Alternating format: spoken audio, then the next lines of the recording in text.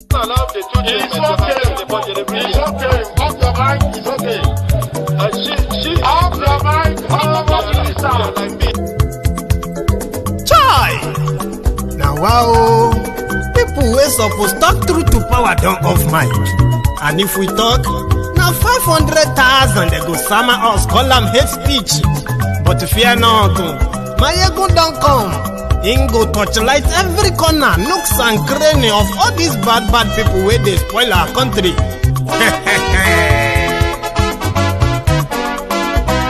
So my people make we laugh, oh, yo. My ego don't come, oh, yo. My people make we shout, oh, yo. My ego don't come, oh, yo. My ego don't come, man of the masses, oh, yo. My ego don't come, oh, yo.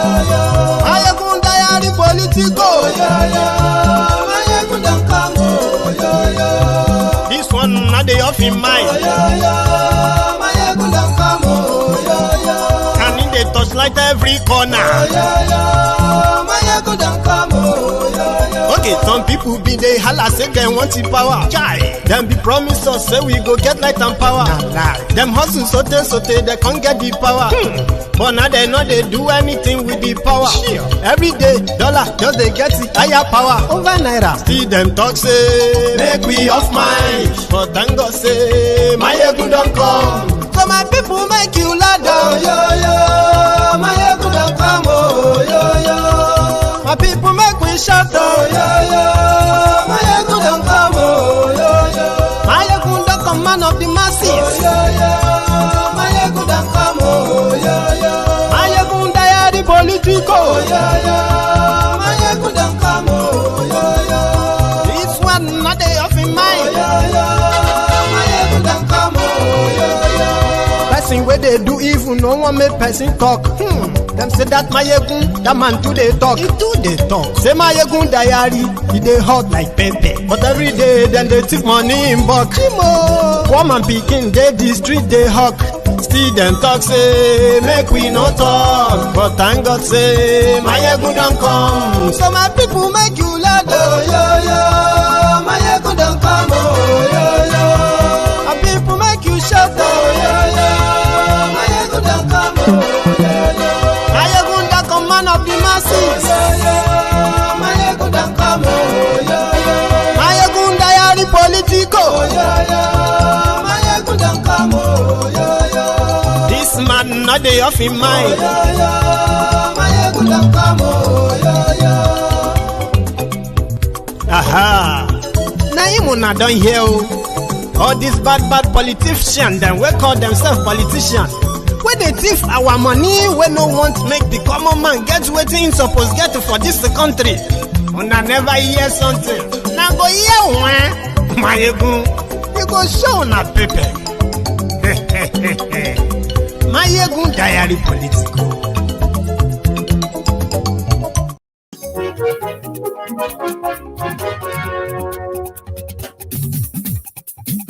Hello there. My ego na wamo la mo do. My ego diary, my ego number one. My ego na wamo. Good morning to you, good afternoon to you, and good evening to you from wherever you are watching from. This is Mayegun Live. Glory Facebook, glory YouTube. Mayegun Diary,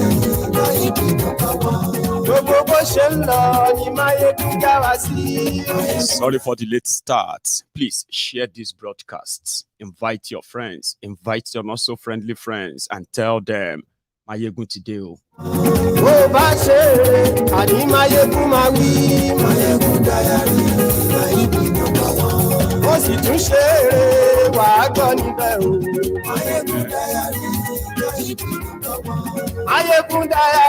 Thank you very much for joining me. Read the caption of this broadcast. Like the broadcast, which is your own offering as you join. Then sit back, relax, and enjoy the session.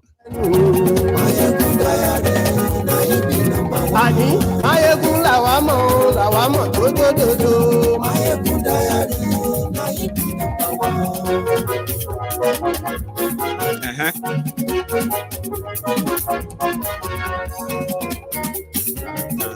Àní ẹ̀sùn rákì.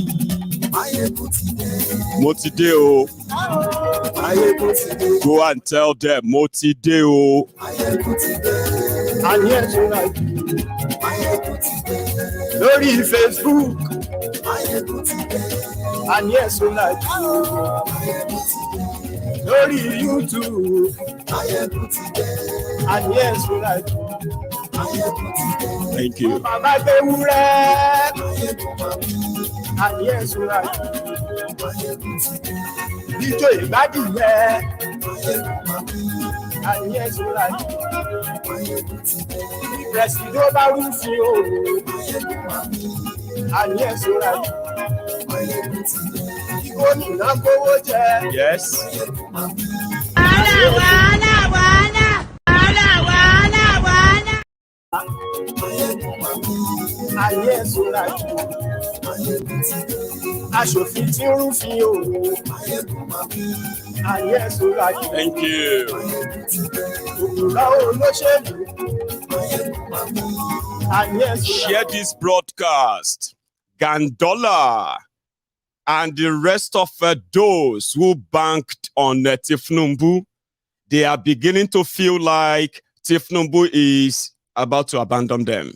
Now, this time, this is Gandollar and what is going on in Kano. The moment the news spread that Tinubu and Kwakwanso, or Kwakwansop, they met in Paris. And when they met, they kind of had a deal that Gandollar was reading on social media, just like many of you, and it is beginning to down on them. Yes. Aṣòfin tí ń rúfin o. Máyégún mami. Àní ẹ̀sùn rákì. Máyégún ti dé. Òkúra olóṣèlú. Boko Haram's legacy. Boko Haram's legacy. Boko Haram's legacy. A legacy of terrorism, of poverty, of death.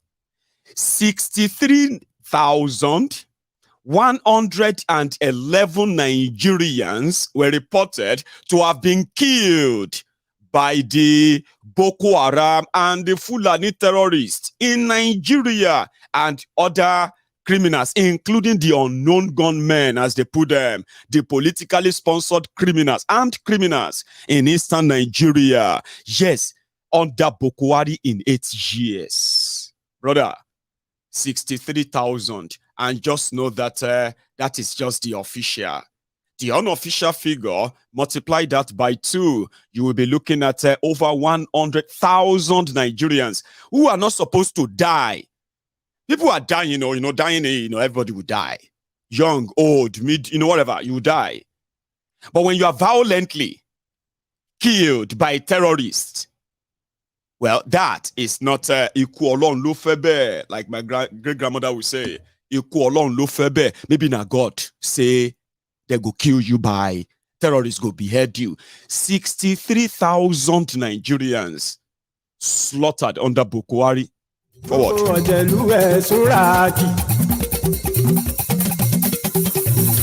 Máyégún ti dé, gbogbo ọ̀jẹ̀lú ẹ̀sùn rákì. Ṣùgbọ́n ní bá ti ṣe èyí tó yẹ. And also, by the way, we are going to take a stop at their tribunal today. So this is how we're going to start. If you are just joining, right, do me one very, very amazing favor, and that is like this broadcast. You like it, just go under the video, leave the comment section, okay? Go under the video and then like it and sit back and relax, because this is how we're going to start. Today, Kalu returned back to Nigeria from France. Remember that about 2 weeks ago, the announcement made then was Kalu was going to Europe on a working visit, as well as to plan his inauguration and his administration. Three things. Working visit to Europe means he was expected to visit some European countries officially, which doesn't really exist. Then he was expected, right, to plan his inauguration. Anyway, today he returned back to Nigeria. Finally, we got to know that he's been in France all this while, right? So while in France, a lot of your roguish criminal politicians have been visiting France, making their own deals, pleading their own cases. It was in one of those visits that the news broke that Kwakwanso, the man that came fourth, according to INEC, was also in Paris visiting Kolu, of course, for politics. And few hours after that, they said, he spent 4 hours with Tinubu in Paris. And among things they discussed, it was like it was a good deal. And immediately after that meeting, NNPP, Kwakwanso's party, they said they had no money. They have no money to challenge the election in court. Therefore, that is why they are not in court. Then the rumor started filtering in. Kwakwanso and his NNPP, they are going to join Tinubu's government in what is designed as government of national unity. Now, that government of national unity is a package that politicians put together after rigging election, and in order to kind of win legitimacy a bit, they put that package together.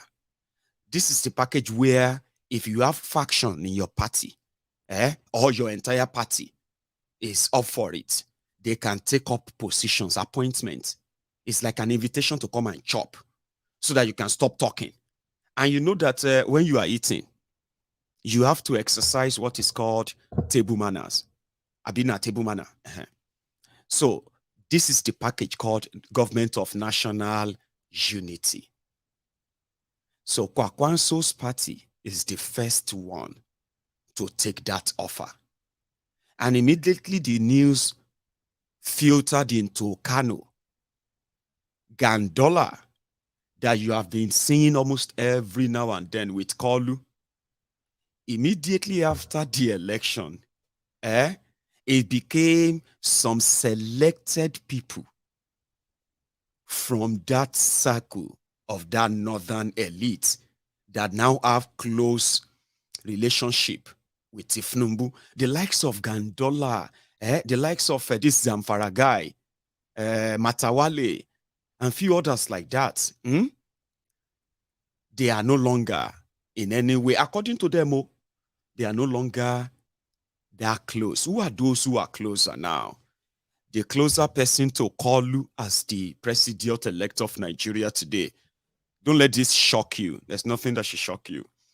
Nigerian politicians are now, to gain access to Kolu, majority of them are now going through the Shaguri brothers. You know their story. That's not what I want to talk about tonight. I didn't say that. It was Gandollar who said that. Yeah? Anyway, but you see the likes of Ribadu, the likes of Sanusi, Lamido Sanusi, and few others like that. Those ones have the closer, they are like the block recognized so far. So if you want to meet Kolu, they can facilitate that. I mean, even for those who, people like Gandollar. So they said part of the deal was to get Kwakwanso to support Kolu so that Kolu will give Kwakwanso an appointment like a minister, right? And also, because in Kano, where Kwakwanso party won the state the state governorship election, they are, APC and NNPP, they are currently in court fighting over the same election. So Gandollar automatically sensed betrayal why would Tinubu meet Kwakwanso? What's their deal? What was what's going on? So he later heard that once Tinubu becomes once they sworn it in, with the new arrangements, it shows that Kwakwanso is the one that controls Kano, not Gandollar. So Tinubu would rather deal with Kwakwanso than Gandollar. That was what they said Gandollar sensed. And immediately, they said that tribunal case is already dead on arrival for Kolu to have met with Kwakwanso right there and then. Gandollar picked up his phone, and guess who he called? He called somebody called Masari, Ibrahim Masari. Do you remember this guy? Sorry, guys, on TikTok, you can't see this, but I wish you are watching on YouTube too. This is Ibrahim Masari. He is the person that you call the placeholder for Tinubu in order to meet the deadline of INEC. That was the vice president placeholder, presidential candidate placeholder or something, or vice presidential placeholder before Shitty Man was nominated. Here you get, that's him, Masari. So Gandollar, the Babariga mobile banking CEO of Kano, who picked up his phone. I don't understand Hausa. I know a lot of you don't either. But I know you will trust me when I give you the interpretation, because I've actually listened and then read the interpretation of what they are discussing. Okay? But I'm going to play that for you. For everyone who understands Hausa in the comment section or this language, do us a favor. You don't need to write much, okay? Just summarize and help those who are going to be reading the comments. I'll come back and tell you what this conversation is about. Now, they are worried that Tinubu is about to abandon them. It's about to throw them out or throw them under the bus. And Tinubu has a drug dealer, like, you know what I mean? He's a deal maker. And that is how he survived in the Nigerian politics. Shady, criminal. Those who no one take deal, they go buy them. Sure you get. So Gandollar now picked up his phone and he called Masari to complain. Let's listen together. Sorry, it's going to be a little bit boring. Don't worry. I will let you I'll break it in between and explain what that is all about. Trust me, it's just 2 minutes.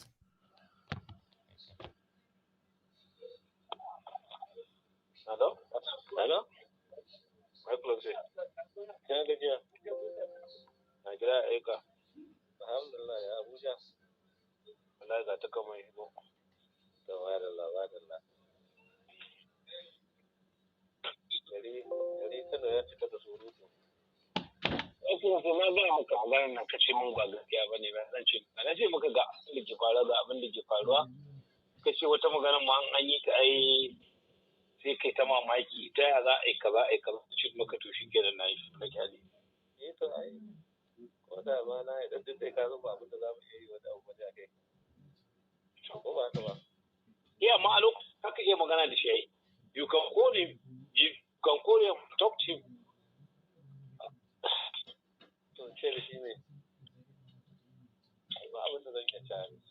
Sai ina ganin Kwankwaso is his alternative for us. Ai ba damuwa. Kai ga haka wannan ba za ta wannan kaf kai ka san ba za ta yi. Kawai dai tun da dai ba mu da gwamnati. Kuma saboda kai ai da za ka zo ran alamin zai kace bugo. Kuma saboda hidin ne ma muka rasa gwamnati ne da kai hakuri. A dai magana kyauta ne da ka ko miki ka san ba kyauta maka ba. Kawai dai kai hakuri sai ka zo. Kamata yi in zai gan shi kamata yi mu ma ya kira mu. Kuma gane ba. Ko symbolically. Hakan sai ka dai hakuri. Kai hakuri. Allah ya kawo ka lafiya. Kuma shi abubuwan nan wani Allah ne. Gaskiya ne. Wani calculation da yake yi. A very wrong calculations. Duk wani calculation da yake ba a nan take ba. ai ban nawa ba anan duk na ga maka kowa zai ji tsoron hidimai kowa zai ji tsoron hidimai wannan mutumin ne ya suka da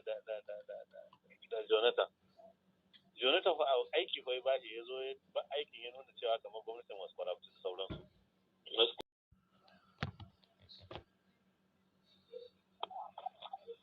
Hello? Right. So, like I said, the audio is a little bit kind of bad. So, I bet it is better I just kind of explain. Sure you get. Taiwo, Ododairo, my Australian brethren. Thank you very much, sir, for that. But let me tell you what they are talking, okay? In order not to kind of bore you so early, because we still have a long night, trust me. So Gandollar was kind of having a chat about what happened. So that Masari was like, man, it's becoming like, are we sure that we can still really trust him? And then, Gandollar was like, maybe when you and I meet, come around, let's talk. It is not safe to talk on the phone. So when next you come around, just come around, let's talk about this whole thing.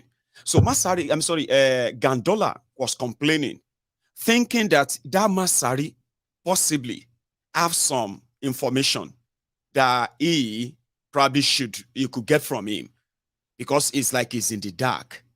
Okay? They have been complaining that somehow, Buhari's time is Fulanization or Northernization. And they said that Buhari could pick people from wherever he liked, the only people he trusts. Now, Tinubu is about to replicate that. Sure you get. He hasn't got the power yet, so he's still kind of playing along with them. But somehow, they are beginning to sense that, like I said, this guy go show us. So, I say this guy, is going to abandon. Can we still trust him? All the promises he made for us, the one he made for me and you. So tell me, did you hear anything? Because since after the election, I've not been able to really speak to him one-on-one. Then I just read it yesterday that, Kwakwanso met with him. Like, why would he meet with Kwakwanso and I'm not there? And they didn't tell me what was like at play. So he was now asking Damasari, like, do you know when he's coming back? And that one said, no, I have no idea. And I was like, okay, but you know something, right? Even before he comes back, you should find time and come over. Let's talk so that we can know how to present it like a resolution. So that let's talk means there are others too who are currently, I don't know, maybe not that last week of that, somehow, maybe the wind of this northernization, what have you, that drove them for 8 years.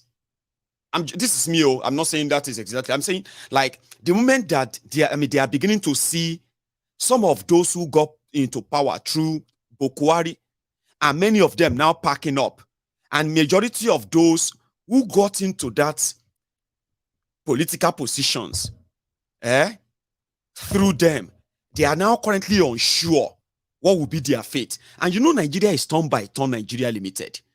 The Fulani, the North, according to this Lagos Abobaku, it is their turn. So the Northern Nigeria, they have done their own.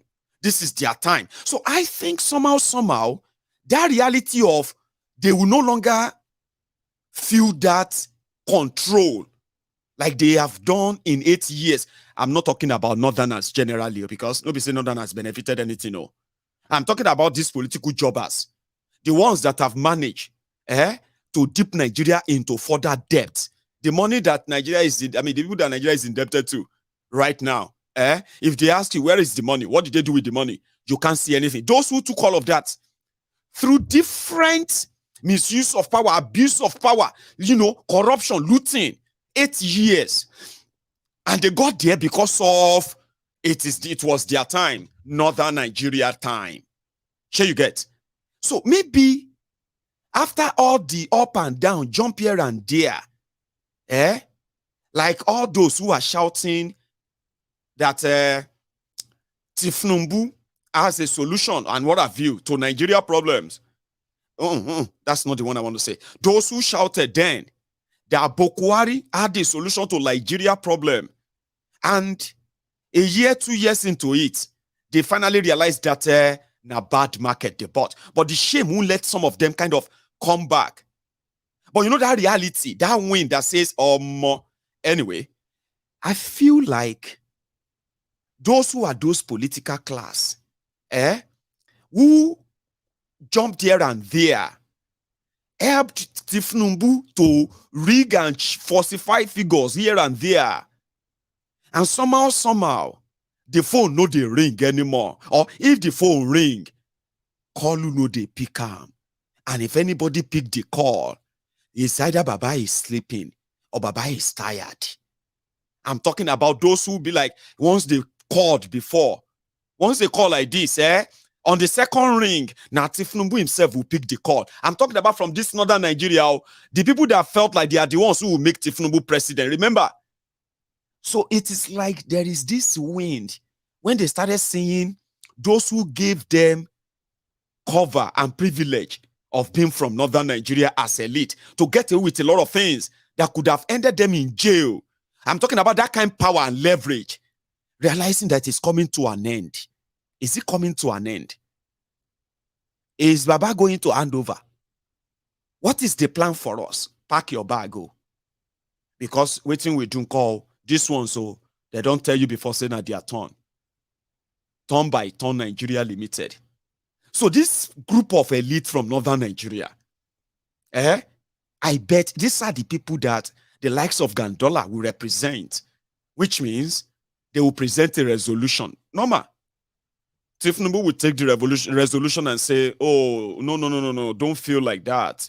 Everybody is welcome. And from one of the things that will first cause problems, right? Number one, there are many of those who are in this Buhari's government, that ordinarily, their own enmity will be when they tell them to leave. Because being there in the first place is because of the quota system. So the same quota system, they're going to use it in Tinubu's time now.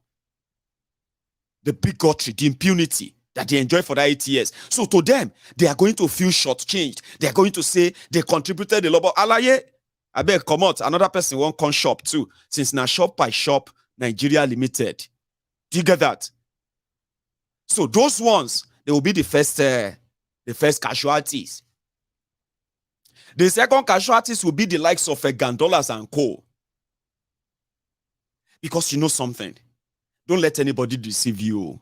8 years of Buhari, as much as he didn't serve southern Nigeria, he never served northern Nigeria. Sure you get? It never served anybody in northern Nigeria other than the elite themselves. And whenever they want to to kind of massage their egos, to pretend that they are doing something, they will be building bridges, they will be constructing roads to nowhere. But guess what? You will be seeing the real human capital development, investment in education, investment in healthcare, investment in things that really add value to human lives. I'm talking about things that are, no. So then, when you now check check the statistics, it says that 92% people in Zamfara are poor. 92% of a state poor, and the same state has billions, hundreds of billions expended in 24 years of in 8 years of Buhari. There should have been northern Nigeria time. Is their time. Sure you get?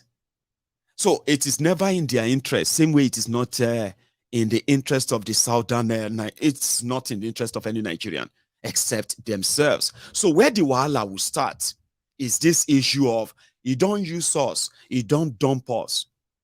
Use and dump. That is within them. Because with Kolu, to find legitimacy, ministerial appointment will become banjo. You know what is banjo? Bazaar.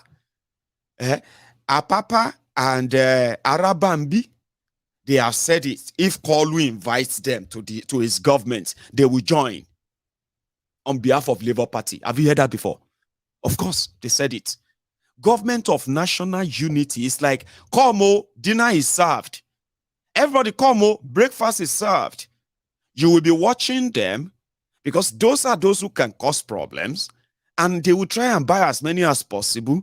While they are doing that, you see those who have been around Kolu all this while, just like those who were running up and down, shouting change in 2015, and they started watching all these northerners. They started taking all the chicken labs, full chicken in front of them. They couldn't say anything. I mean, we all witnessed it for 8 years. Nigeria didn't go anywhere. Nigeria got more destroyed in 8 years.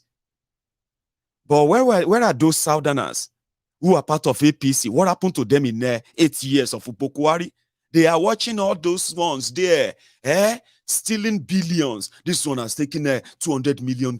They are reading everything in the papers. Now they are waiting for their turn, their time. So the fight is going to be between them to start with. Which means they will start crying here and there. Maybe Tinubu has abandoned them. The word abandon and trust, they are beginning to throw them around now. Can we still trust him? This is not like the northern Nigeria can still trust him. Oh, that is where he's still going to. I just want you to pay attention. Now, anyway, back to when Kolu returned today. I think that's where we should have started. He returned today, and Gandollar, among others, were part of those who welcomed him back. But you know one thing they did this time around? They ensured that they did not make the mistake they made the last time. So they ensured that he had a long sleeve dress that covers his entire body to his wrist, so that you won't begin to zoom your camera, zoom this, begin to look for something, anything attached. Of course, I don't know what people have already, but for now, it looks like na vacation he went. It's still very much like bulky. You know, the last time he came back, we were like, why is he pregnant? But this time around, the other part of the body have kind of, swollen back. It's like it's rhymed. But like they say here in the UK, the light is on, but nobody at home. There's nobody at home. Sure, you get once in a while. The light is always on, but there is nobody at home. The light is on, nobody at home. Sure, you get. But you can see that. But physically, it's actually looking better. Like, see.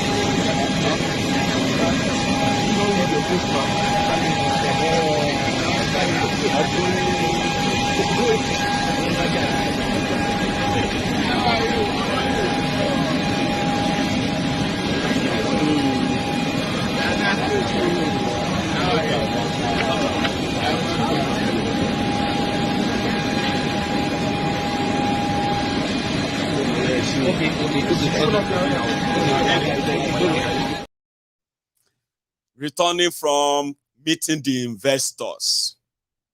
Yeah, that's called. I know, maybe not, but you know what I mean? Like, I looked kind of well. Oh, he's an old man. So, and there are some certain things that I want you to know. The majority of what will come to that are in public about Tinubu today, apart from those ones that are like done by investigative journalists, whether it is his video, his audio, his picture, or anything at all around him that you see in public, they are released by those who are closer to him. Something like this when they were playing when they are playing it for him on TV is one of his returns from Paris, and see his reaction. Do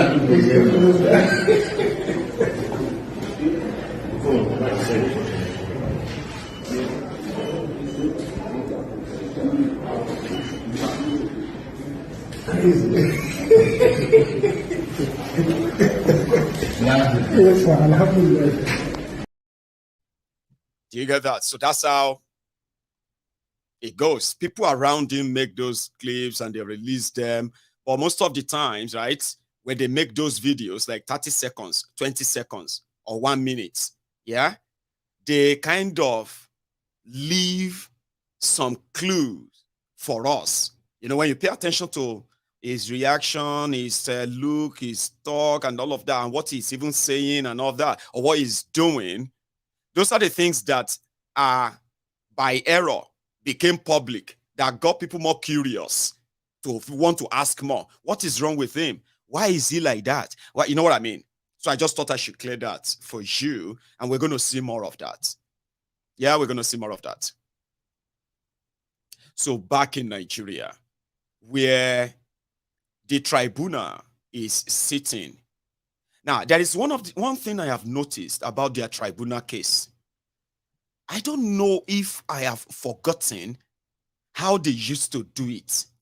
Or maybe because a lot of us we are so interested in what is happening inside that place, because a lot of us have been interested for a year or two now when this whole journey started, like until it got to this stage. I don't know. But there's something I feel like they are like kind of doing everything to get the case done as soon as possible. I don't know. Maybe it's just me, Sha. Sure, you get. Because APC, Egbekegbe want to delay. They always ask for adjournment. Yeah? But then the tribunal will kind of reverse it back and reduce the adjournment, or kind of get things done that same day. So it begins to give you the vibe of maybe maybe they could do something, give a judgment or something by the tribunal by or before the 29th of May. Though it's so close right now, so don't expect anything from them, because today the whole cross-examination, cross-firing between all the parties continued. At first, it was Atifku, the PDP. They called their case. Okay.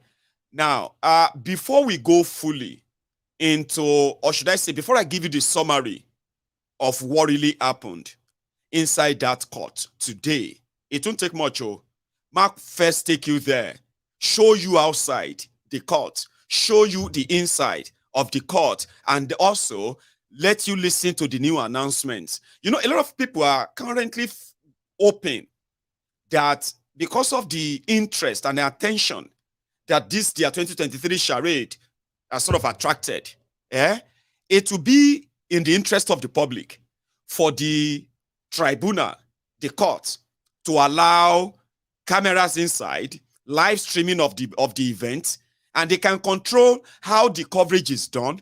They can even give that coverage to officially, you know what I mean, like anything anyhow, for the sake of public interest. So they made an announcement that they won't allow mobile phones in the court anymore from Monday. You kind of, you are not allowed to take your phones in anymore. So if the tribunal says you are not allowed to bring your phones into the court anymore, do you know what that simply means?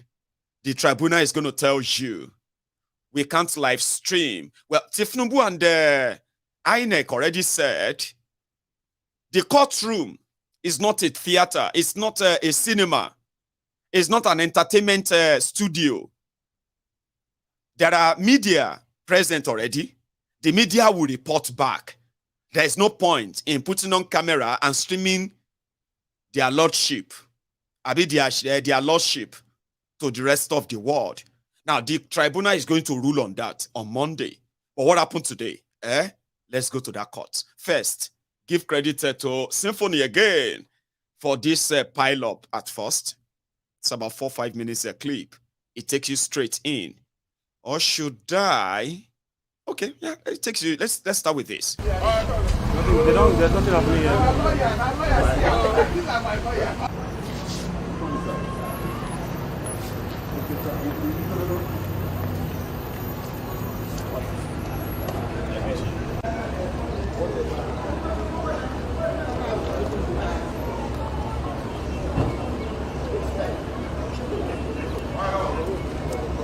How are you?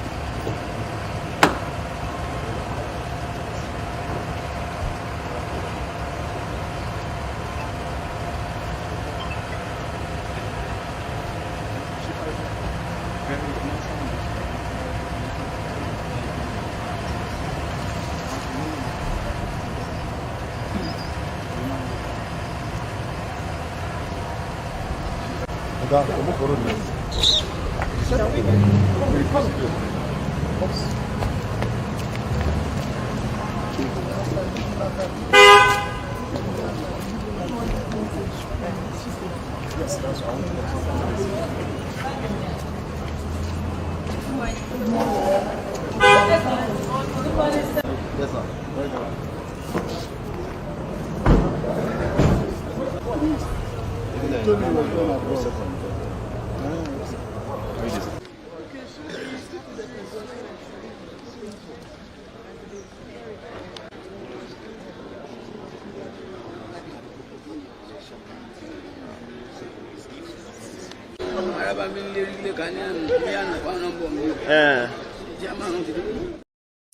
Anyway, so I'm going to try and take you inside the same court, okay?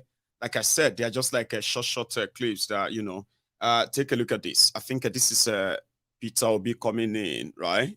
Here. To take directives from us. It's okay. Also, where the announcement was being made, no phones will be allowed in the courtroom anymore. To take directives from us. It's okay, but let me apologize for what has happened today. And going forward, please, it's a directive from the above which you must comply with. Phones and other gadgets will not be allowed effective from Monday. So we have made adequate provisions for you, for your phones to be safe. So as you are coming in, please kindly do well to drop your phones. Thank you. Once again, we are sorry for what happened. It was not because they locked them outside, and then they wrote it outside that if you have your phones, you can't go in. That was today. And they were like, no, why is that? Then eventually they allowed everybody to come in and they said, order from above, which means the judges. And listen, in fairness, they say one of the reasons why they don't want phones in the courtroom is because the pictures, images of the judges are now trending on social media. Yeah, there are people are now looking up at the background of each judge. I mean, each judge, and all of these are on social media. So, because of this, they don't want people to bring in phones in anymore from Monday. So, which everybody believes that it's an indirect way to tell you there will be no live streaming. Or maybe there will be a breaking news that they will say, hey, the tribunal approved live streaming. I say, oh, that's surprising. But with this move, it is clearly that the same tribunal, now ruled that, now decided that on Monday, it's going to rule on whether there is going to be a live streaming of the tribunal case. But for what happened today inside the courtroom, there were no kind of disruption, not from a papa, not from anybody. Everything went on the way it should, except for when the parties couldn't agree. They said it's part of the rules that all parties must agree on something before they can be admitted. And if they can't agree, then the tribunal will have to rule on those. For example, Atiku and PDP, they said they are going to call 100 witnesses that will take a stand. Yeah, that will take stands, one after the other, right? To prove that Tinubu didn't win. As well as other evidences that they're going to present, digital, electronic, and all of that. So, for them to do all of this, they are going to need more than 10 weeks to cover to present all of their case, the entire case and their witnesses.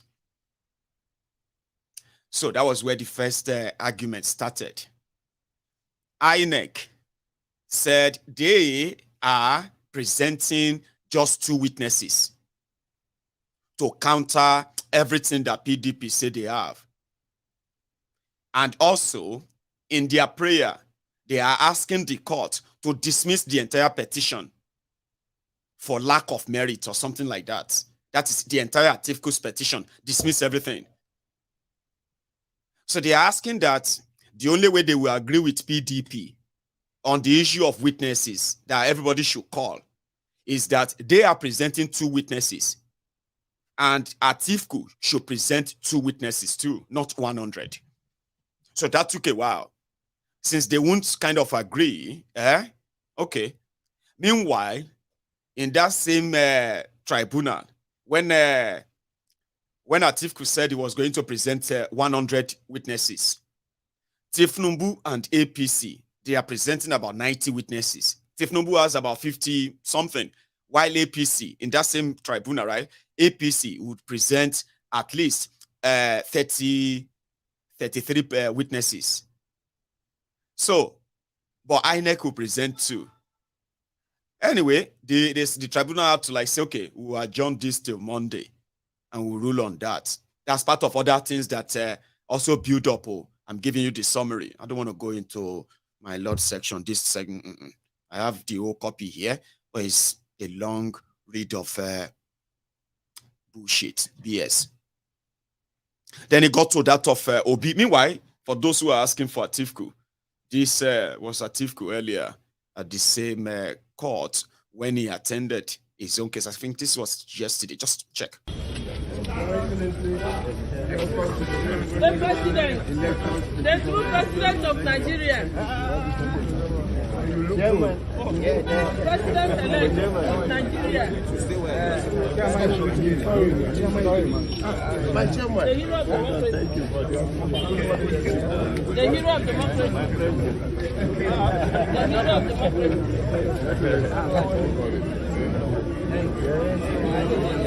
You're supposed to be on the side of You hear the hype woman.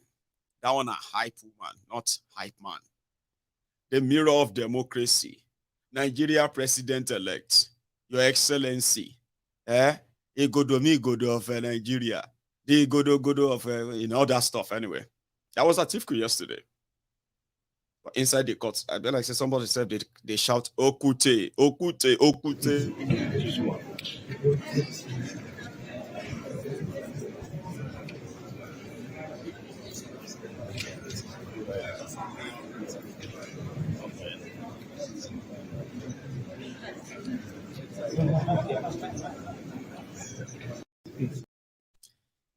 Anyway, all in the tribunal. So when it came to the turn of you, the LUP, if nobody says some people are so stingy, somebody will make a popular sound that make it just leave them for everybody, because like LUP 71, LUP 72, OB 73, I mean 30, 74, OB one name 75, OB, you know, all that stuff. They just go copyrighted the whole thing, make mix of the whole thing, and now we no feel use them, sing them. We have to do our own. So when it got to the turn of the obedient, when it got to the turn of OB, they didn't have any disruption. It was pretty much about argument of what they have as their own evidence. So according to them, they are going to present, they plan to present 50 witnesses. And these 50 witnesses, it will take them at least 7 weeks at the time allocation of 30 minutes each to each witness. So that's their prayer at the tribunal. We need 7 weeks, uninterrupted 7 weeks. No going back, no like, too much adjournment or like, you know what I mean? Like 7 straight weeks, we'll present our case and wait for your ruling. INEC came out and said, Abba, no, we did not discuss this one like that, too. So the argument started as well.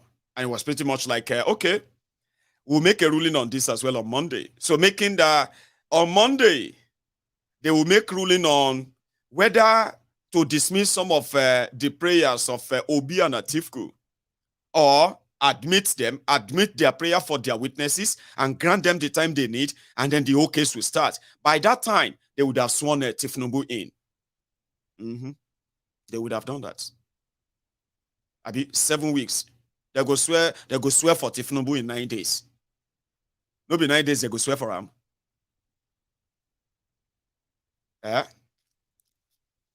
So 7 weeks, 10 weeks.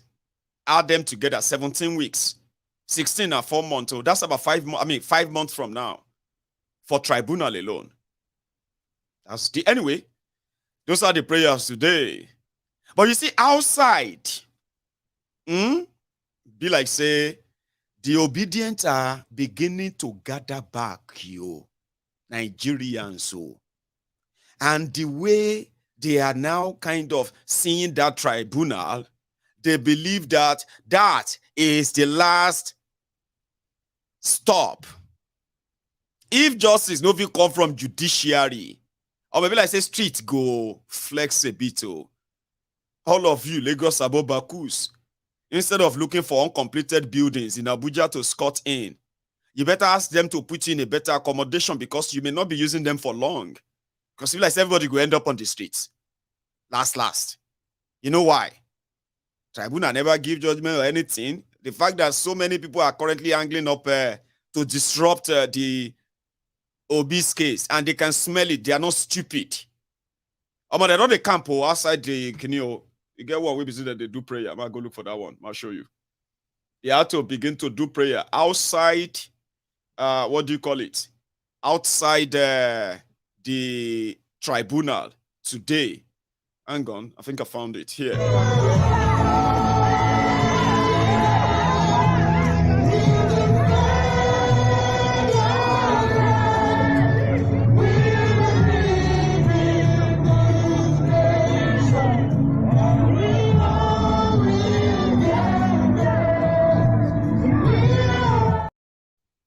So if they have houses, now instead of you to go everywhere, they do scotting inside uncompleted building for Abuja, call your people and tell them they have to do something, because this whole thing will not last long ago.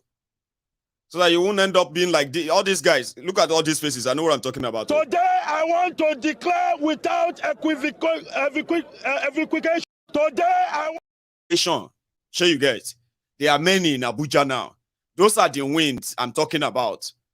Those ones who have enjoyed the soft life of Buhari when the rest of Nigeria were in anguish, poverty, and terrorized. And they are claiming that nothing of such were happening.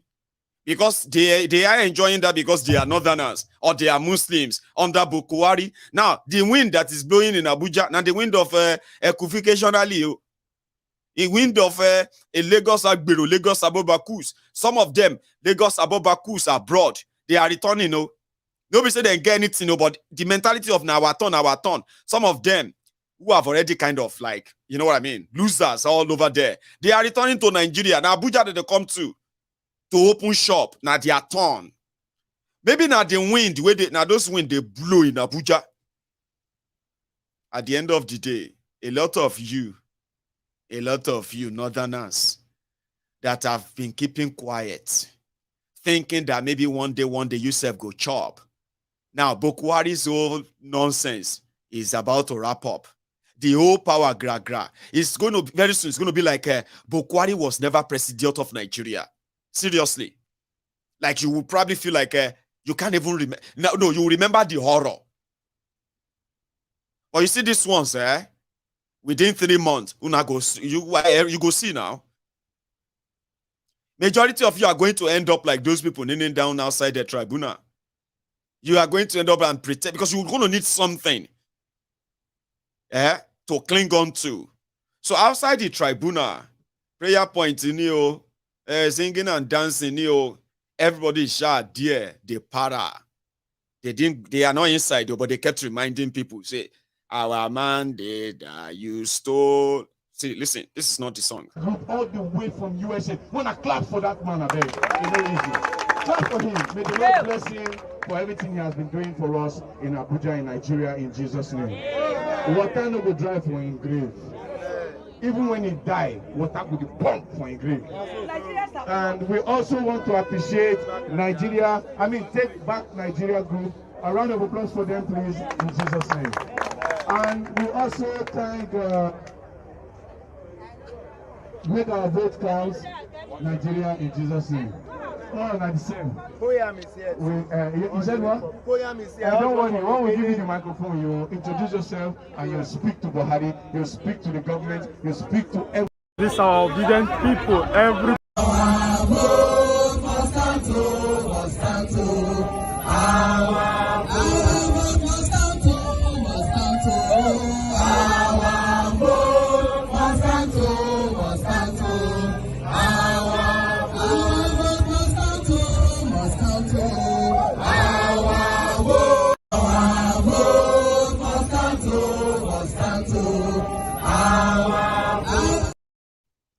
our vote must count to. You don't steal the poor people's chicken. Peace of mind in no good day. Shall you understand? Protest today, protest tomorrow. Police will begin to shoot and it will begin to escalate. I be so there will be no. They're not they go anywhere, oh Baba. And there are many of you from northern Nigeria that are going to join them today. You think say you be part of the team.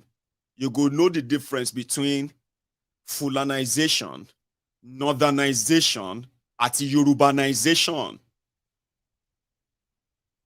Shebi stealing money by any other people except your jihadist Islamic criminal leaders is Sharia, is haram. No, it's not. It's not even haram. I don't think. If drug dealing is not haram to these people that will cut off your head because you insulted Muhammad, but they are boldly saying they will kill you if you don't vote for a drug dealer. You don't understand the conflict of interest with that. You will now understand that the one that you always kind of hang on. No, I have never don't take light, Abby. Give me a sec. They will understand what Yorubanization means, especially what those who have experienced the Tinubu's annihilation, political annihilation of whoever it felt like it could use and discard. You go feel them. Sure you get 8 years of Buhari made northern Nigeria poorer, the northern people poorer, just like the rest of Nigeria.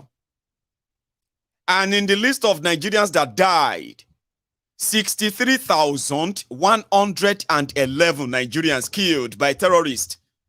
The chunk of this number, I'm talking about 80% of this number is from northern Nigeria. Can you even believe that? And the Buhari is the one in government. You want to witness what's being kind of ignored to your own. Go and deal with yourself. Really look like you are about to see that. Because it is turn by turn Nigeria Limited. I mean, what kind of promise do you think Kolu made to you? Any promise he gave you that is going to be more valid than the one that Buhari gave you that he couldn't deliver. Sure you get. Anyway, let's go to the same people who are still out there demanding they must not swear him in. And I say, wala ambo.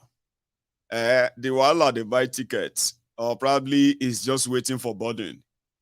Let's watch this.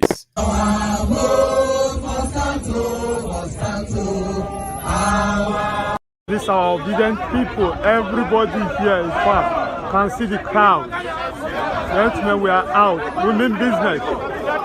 Business today. And then you can see the other side. Now the little people when they pay 500 when they come, now they gather there. See them there. Almajiri children. God bless you guys. Obedient all the way. This are so as the tribunal gets interesting, you can expect gatherings to become swelling, and then you begin to see more policemen brutalizing people because they are there. You begin to see them threaten Nigerians to not come out. I mean, it's going to be chaotic. Not because I want it to, but it's going to be. Sunday will go better. Now Saturday you go to kind of smell them more. Sure you get. Now these ones are making their own statement just a few days ago. I thought I should had it. It's still pretty much on the court. In Abuja, I've been here for the last 41 days, standing, demonstrating friendly and peace, and holding to account government agencies and institutions and individuals who are bent on making sure that we do not enjoy our democratic dividends. We have been, as a matter of fact, protesting and holding to account with demands that says that the chairman of INEC must be sacked, prosecuted, and jailed in Nigeria because of the flagrant flaunting of the rules and regulations and laws, especially the electoral law of 2022, that ensures a transition, a procedure of which and how this election of the 25th of February should be carried out. And in regards to that, we are asking that either an outright cancellation or a return of our mandate which specifies the results that is in the IREV as stipulated in the guidelines of the 2022 electoral rules and regulation and the law that was signed into law, the bill that was signed by President Muhammadu Buhari. We're also asking because we have seen a violation of our people across board. We are completely apolitical. Sorry, bro. Those distractive sounds will make it kind of distractive, right? Anyway, you're there. And it's pretty much the same message. Oh, more, our this, our that. Thank you. Our this, our that. If you don't give us this, we are going to shut down Nigeria. And the likes of Festus Otobokeyamo for Food Kayode, they are everywhere, sending threat after threat, one after the other. Almost 9 days to go. Drama is ahead. But no matter how much drama you think you've probably seen, Cornelius Okolie, you see this man on your screen? That is the new Labour Party chairman court contestant. They say his name is Cornelius Okolie or something. Mr. Cornelius. They say Mr. Cornelius is Labour Party former, they say ex-Labour Party vice chairman. Now, this ex-Labour Party vice chairman is now asking court to sack Abure and sack Pampas, and declare him the chairman. Baba, what be this again, by? Be this one again. Mr. Cornelius, from where to where again? Tell us your story. My story is that Apapa and Abure, they are illegal. And Supreme Court is going to have to resolve it for us. Kilo deba itori olong. And it's very easy.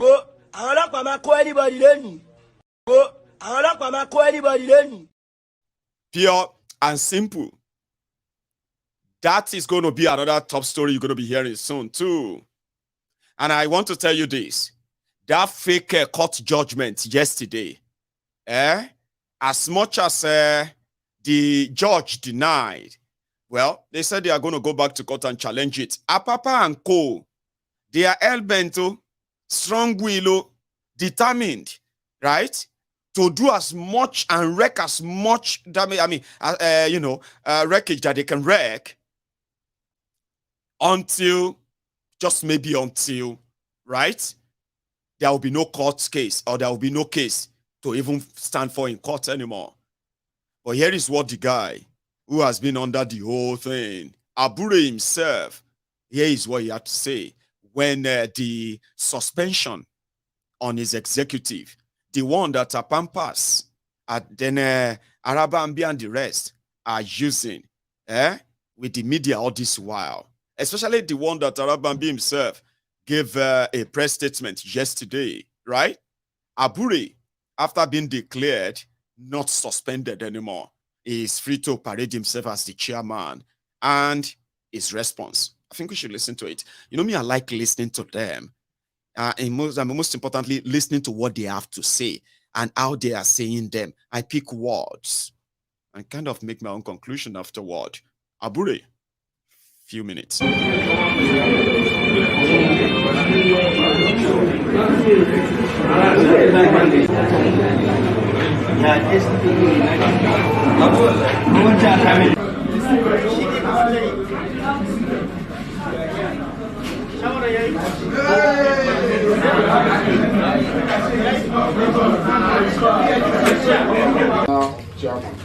Thank you, Mr. Chairman. You can address us. Well, a World Press Conference addressed by Barrister Julius Abure, National Chairman, Labour Party, on the 18th day of May 2023 at the National Secretariat of our party.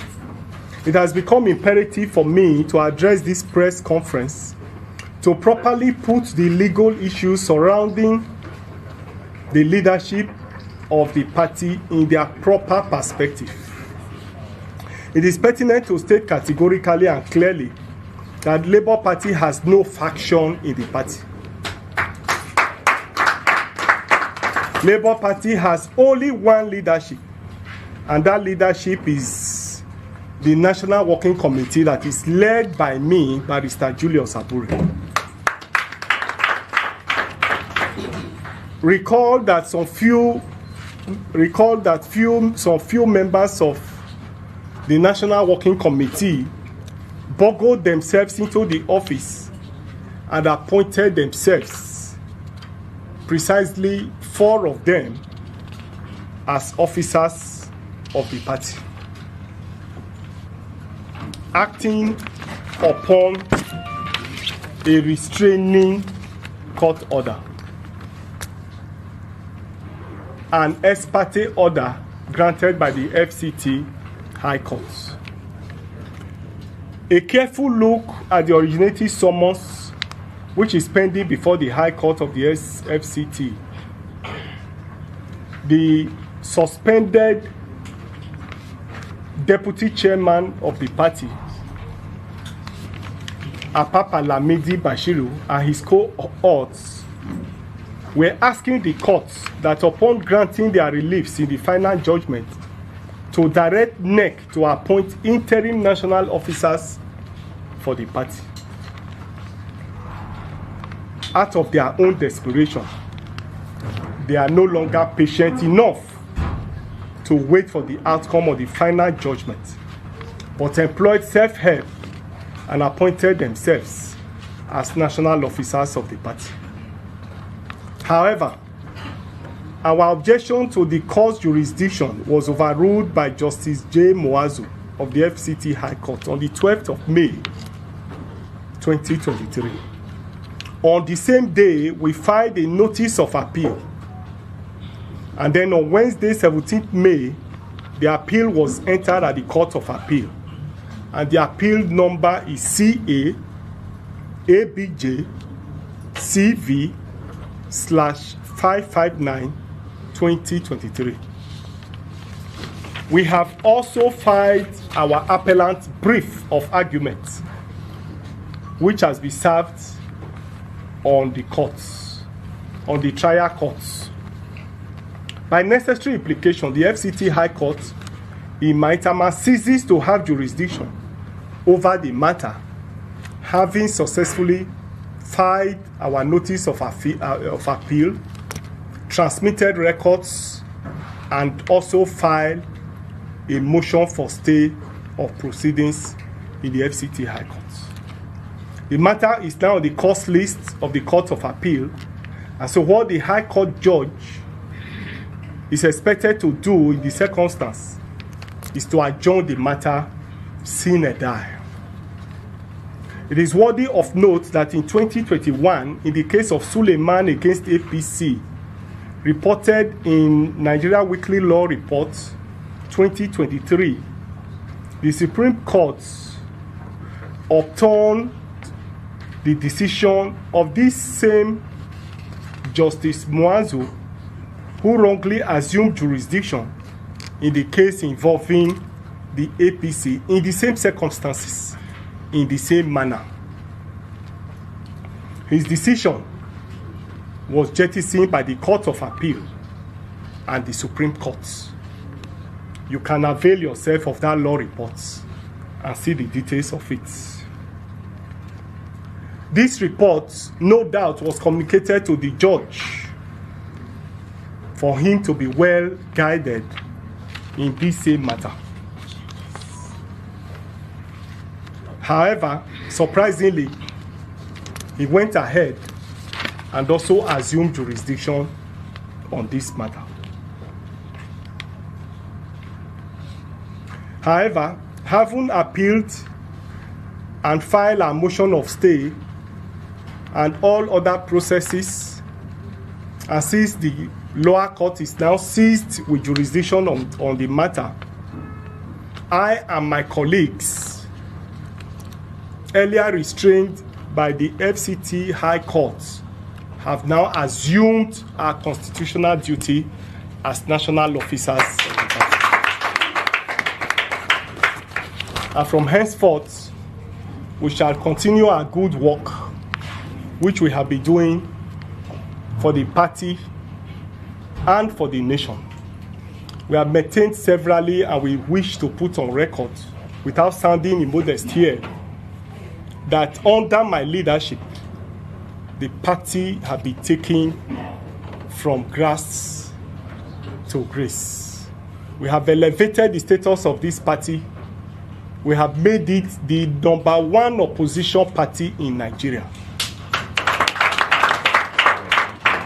Since the history of this party, this is the first time under my watch, under my leadership, that we will have a sitting governor, or that we'll be having the governor that will be sworn in, 35 House of Rep members, 8 senators, and all others are coming. We have succeeded in redefining the political landscape in the country. The 2023 general election was a different election altogether, and it's as a result of the participation of Labour Party And it's as a result of the quality and qualitative leadership that this National Working Committee under my leadership have provided. Before the 2023 general election, there was no fundamental difference between all other political parties. Hence, Nigerians didn't have alternative. But with the coming on stream of the Labour Party under our leadership, Nigerians saw an alternative opposition political party. And I'm sure that's why all progressive Nigerians, all right-thinking Nigerians, all those who meant well for the country, no doubt, supported the Labour Party to victory in the last election. When we started the battle for the 2023 general election, people laughed at us that we were just 4 people tweeting from a room. They described Labour Party as a party that had no structure. Even with all the manipulation of the results, with all the rigging of the results, the result declared by INEC showed clearly that in the presidential election, we won 12 states clearly, and PDP won 12 states clearly, and APC had 13 states. It has never happened in the political history of Nigeria, and that happened under my watch. And therefore today, I and my colleagues that attained that feat have bounced back to continue the good work that we are doing. I want to use this opportunity to reassure Nigerians that we will not be discouraged by the actions of detractors. We have put our hands on the plow to liberate Nigeria and ensure that there's a better Nigeria. This So yeah, he's kind of asking you to give him his flower. All this happened, and when they were happening, you never had anyone call Apapa or Arabambi or anybody anywhere. So while you were watching that, I was telling my friends on TikTok, I said, in my own lifetime, not too long ago, it was like majority of you who claim to love Nigeria publicly then, not too long ago, just a few years back, you were saying that the only thing that will ever make you to participate in anything political, whatever in Nigeria is, number one, if none of the corrupt criminals is running for office, and if there is any other political party that is different from PDP, APC, that everybody should go and look for a third force. So, I mean, it was quite so easy then, easy way out. Sure, you remember? Easy way out, and then they will say, if another party come now to just send PDP and APC away, another party can't come, Peter Obi and his people. Today, those who said PDP and APC are the problem of Nigeria, they now turn around and said, no, Obi is the problem of Nigeria. It is Obi that want to divide people in Nigeria. APC and PDP are the best for Nigeria. Anything that has to do with obedience who are trying to chase PDP and APC, they are enemies of Nigeria. No be waiting you have today be that. All the cash TVists. Woman rice, and cash TVists. Suddenly, PDP and APC, they said all of you should go back to if you want to really do anything, there is no party that has any structure like PDP and APC. You can never defeat PDP and APC. People always said if they found any, suddenly they said nobody could defeat them. You know me, I be the diary. Now me, they pull everything together for you. That is why you will see that majority of you all have your preferences. No be so? But me, where are they here? They watch everybody, they preach sanctimoniously. You know those ones who are actually like a pro-Nigeria, pro-PDP, pro-APC. They finally found something that they can see as an excuse why they don't believe that APC and PDP, anybody can defeat them. They saw them defeated. Yeah. You defeated them, APC, PDP, trounced them everywhere. that they have to resort to their old way of doing things. Look at that now. Come be like a fish bone that is stuck in their throat. They can't swallow it. They can't vomit it out. You shame them, PDP, APC. Imagine if those ones who were like a motivational speaker a few years ago, all of us will be saying, all of us don't like government. All of us hate government, bad government. All of us, you know what I mean? Until election came. They started defining how much they like or don't like. Our motivational speaker. You shamed everybody.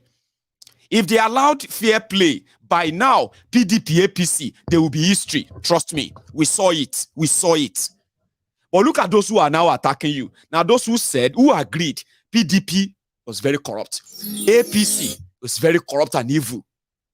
They said that to you a few years back. Oh. Today, they are now attacking you, fighting you. They said you are now the evil. Now you be the problem of Nigeria. Obedient, you are the problem. All these people are the problem. What is all this? They must stop Obi. Stop Obi for who? For PDP, Abi APC. Now here are they. Oh. Now here are they. Everything they happen for my front like this. So, as your general overseer, I see people's hypocrisy when they switch off and on. Like the Dakudaji, no NEPA, your NEPA light in Nigeria. I've been a PHCN, power holding. I have seen people switch like weather on this platform many times. Unfortunately, now this obedient time, this obedient movement time, come expose the people that you believe that they will never do anything that will be tantamount, that will be tantamount to any movement that is out to crush the establishment. Now, this obedient movement expose everything. Everybody can't define reason to attack them. Everybody define reason. Just any reason. Obi is Igbo. Obi is talking to Christian. Obi is this and that. They just need something. But who is the gainer? Who wins? The establishment. We don't kill everybody since. And like I said, I have seen many of you switch, change, like Nigeria NEPA lights.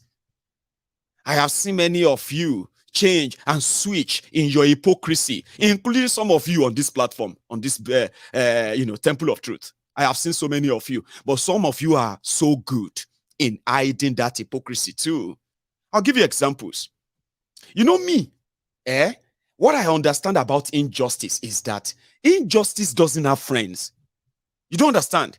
Even people where they do injustice to you now, in an unjust society, they are also going to be victims themselves. You don't get it. When somebody uses the power that they have to subdue you, subject you, and take away your freedom, because they can do that.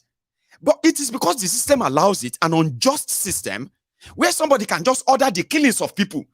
They will give it a name and say, they are this, kill them. No investigation, no nothing. Nobody is said responsible. They kill them because they just feel like they should kill them because they are doing something that they feel like is bad.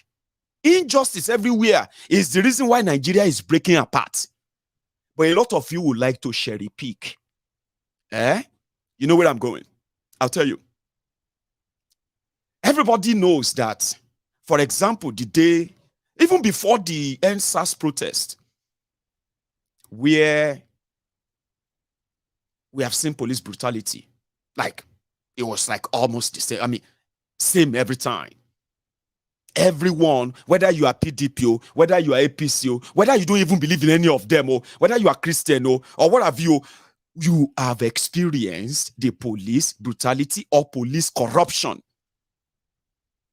at different stage of time of your lives in this Nigeria, which means it has no respect for you.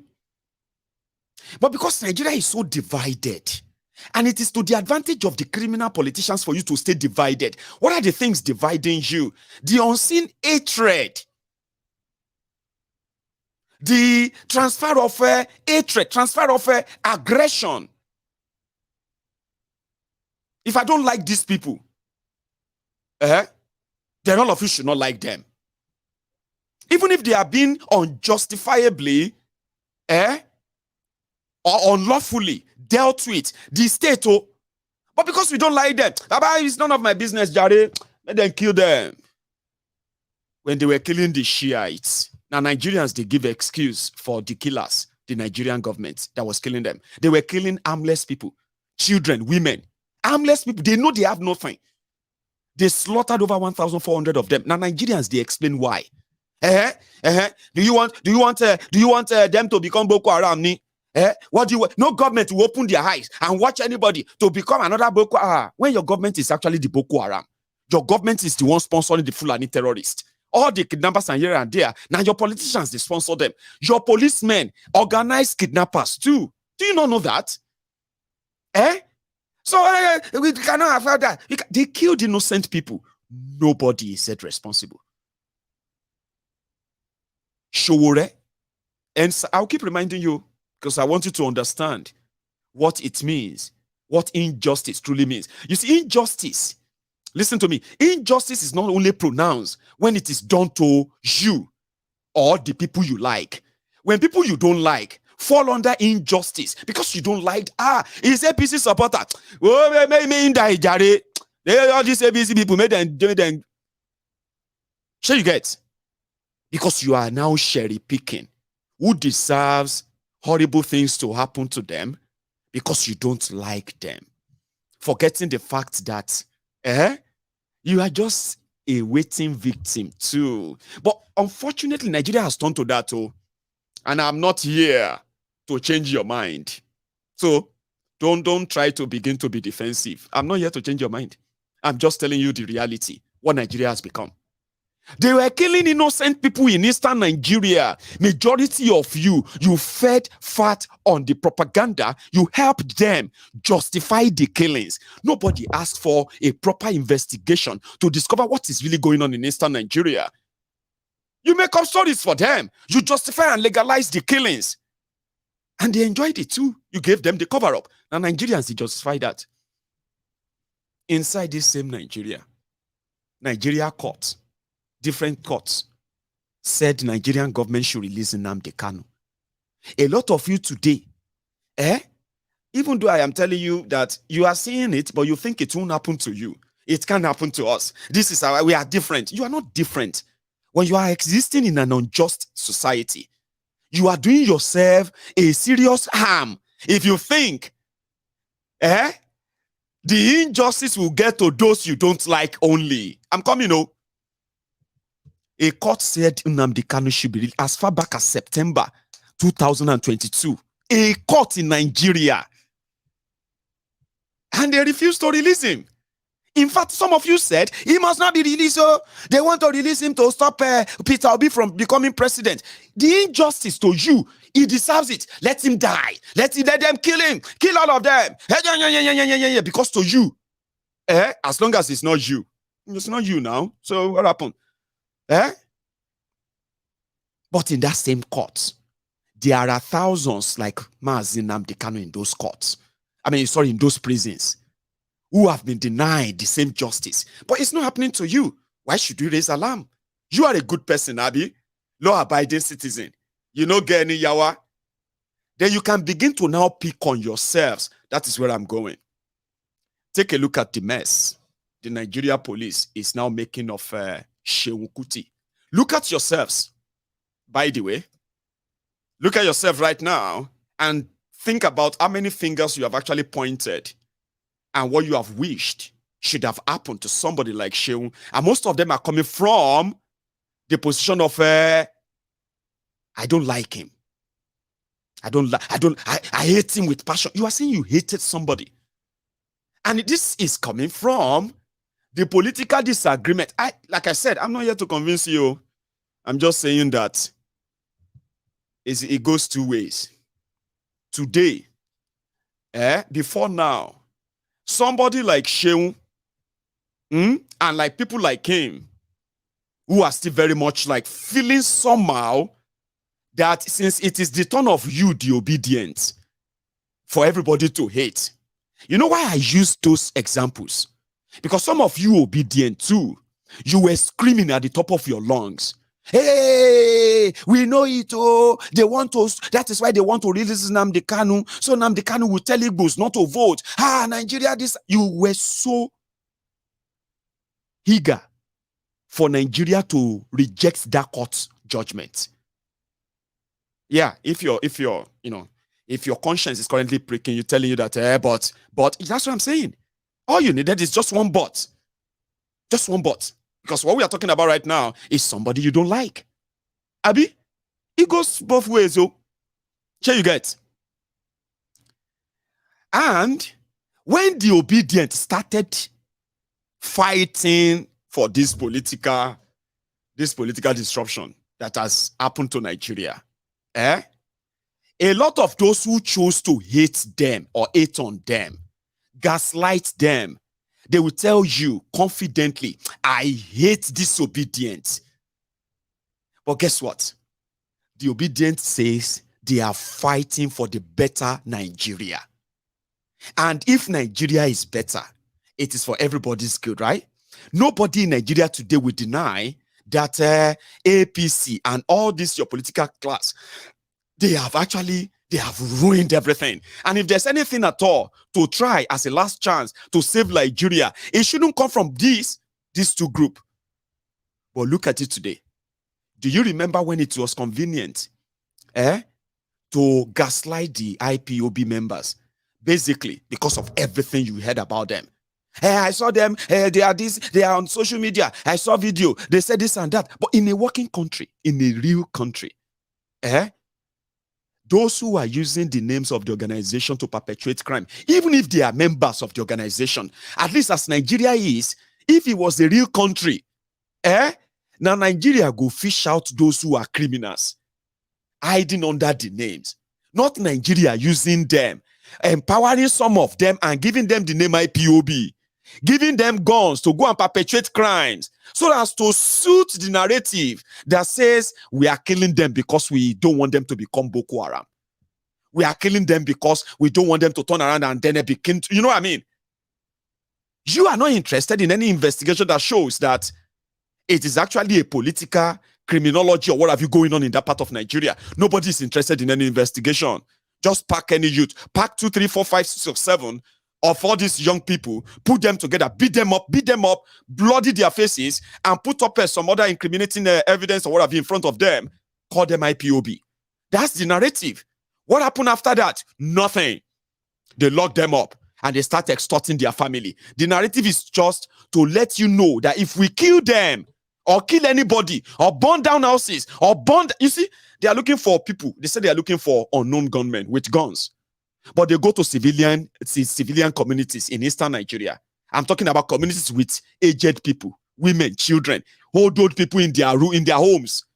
And Nigerian army, they will start burning the properties. They will start burning them inside the house. Those who come out like terrorists, they will start shooting and killing them. All of these are underreported because if you are not in eastern Nigeria, whether you are Igbo or non-Igbo, if you have not been regular in eastern Nigeria, if you have just been a visitor, the narrative of the eastern Nigeria is terrorized by them. Or whoever they say is right, will kind of sit well with you. So nobody is asking for any investigation. They said, I know it. I have been to Igbo land for 15 years. I lived there. What I am saying is that you believe what they want you to believe. And because of that, nobody is even asking for a genuine investigation into what is going on in eastern Nigeria, despite public evidence that shows that it is all political. And to make it better, justify the killings of the innocent people, they blame IPOB. Do you know that I can spend a whole week trying to make you understand how much you have believed their lies so much that you are living the fear that they have projected on you. And the name IPOB means so much fear to some of you, even those of you who are Igbos. So it's easier when they tell you that we are killing them because you know that what they are doing is anti-Igbo. You see that they are like kidnapping people. You see that they are attacking people. You see that they are breaking jail. You see this and that. So we are killing them for you. Do you see how easy that work? So today, they are calling for the death on obedience. Guess those who are now kind of saying, Abba, they are those who are former victims too. So, Sheun, Showore, And many of you have your own different camps. You are existing today because of the failed country. Now, if you therefore now turn on yourselves, like I said, a lot of you have been like that too. Kill IPOB, kill all of them, some of you are still saying that today. IPOB caused damages. IPOB, the damage that IPOB has caused for Eastern Nigeria. Now I don't know if Igbos will recover again. Is that not what they tell you to be repeating? Is that not what the same thing the Fulanis are saying? The Hausas are saying? The non-Igbos are saying, Abi? This IPOB, this, but yet, Boko Haram from northern Nigeria, hasn't destroyed the chances of a northerner leading Nigeria. Abi? Boko Haram, it hasn't destroyed the chances of Muslims from becoming president of or leading Nigeria. Abi? Fulani terrorists that left northern Nigeria, terrorizing the southern Nigeria, they have not destroyed the chances of northerners from leading Nigeria. Fulani terrorists that they want to take the land for in southern Nigeria for Ruga, Katu colony, open grazing. All those crimes and our people that have been slaughtered by Fulani terrorists. All of that one. In Yoruba lando, in Igbo lando, as far as Ijo lando, all those committed crimes, they have not affected the chances of northerners from leading Nigeria. Now the IPOB that is asking for a referendum to determine whether Igbos want to be part of Nigeria or they don't want to be part of Nigeria anymore. They are those, who have now ruined the chances of the Igbo people. You Igbo man or Igbo woman, you are repeating that too, Abi? And you don't think you have been brainwashed? Out of Nigerian 63 years existence, the northern Nigeria have ruled Nigeria for at least, this is how I do the calculation, 63 years. Obasanjo, 11 years. Jonathan, 5 years. Shonekon, 3 months. So, call it 16 years, 5 months. That is how long Southerners have been in power out of 63 years. Oh yeah, remove 16 out of 63 now. What do you get? 47. No be so? 47 years of Nigeria independence.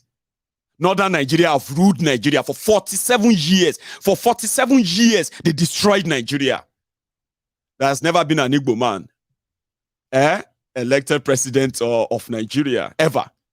But all these people who destroyed Nigeria, looted Nigeria, even caused civil war, killed Nigerians. All of this didn't destroy the chances of northern Nigeria from leading Nigeria. Now the Igbo, now the Obi has destroyed the chances of Igbo. Igbos cannot be trusted again. In fact, for people to trust Igbos again in Nigeria, it will take forever. Then let them go. No, but they don't want you to trust them. Let them go. Anyway, so attacking and then attacking yourselves, like I said, the obedient, all of you who are obedient, who kind of joined those who said releasing Nnamdi Kanu was against your interest. He should stay in that jail. They can release him after. Do you see what injustice feels like?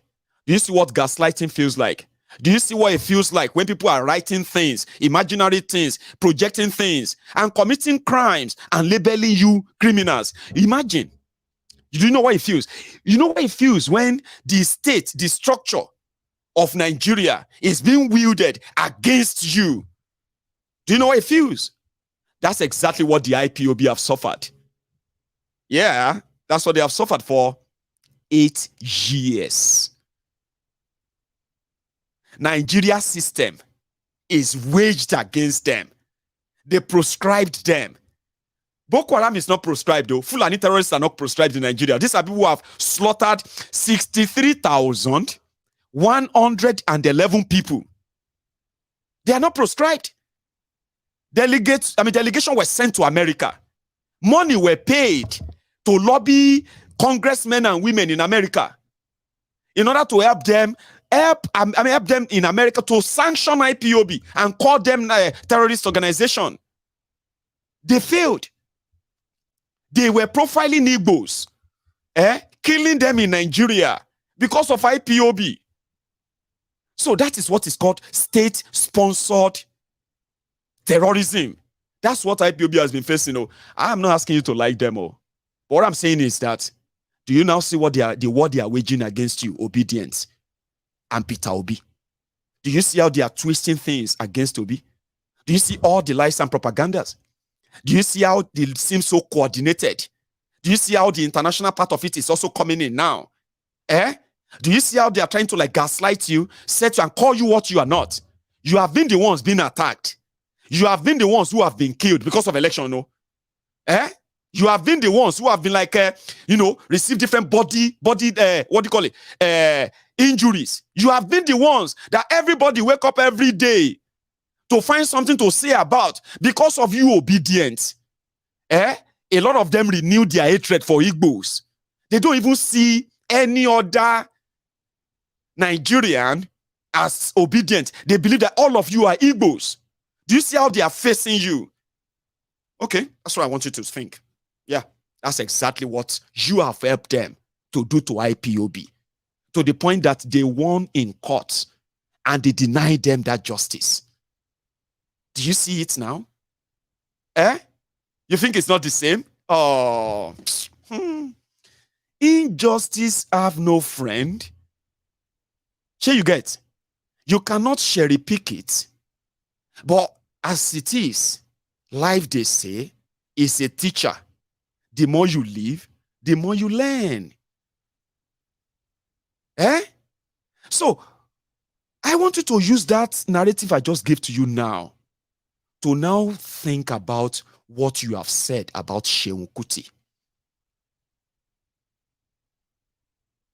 I want you to use that to think, just for a moment. How do you think your reactions, because you see, this is an open case. Seun slapped a police officer. That's a very straight, open case. Are you with me? A lot of us would have possibly, I expected them to, well, take him to court. He would defend himself and the whole thing will be over within 24 or 48 hours. So if he's going to do community service, if they are going to say because of his personal recognition and every other thing that the law allows, by now, if na jail, they won't send them. If na appeal, he won't appeal. Sure you get? There is no point in Nigeria police to do what they normally do best. Abuse their privilege. Go rogue. Abuse the right. Because no matter what happened, just like the policeman have his own right, Seun also have his own right too. So think about what you have said to him because of what he has said.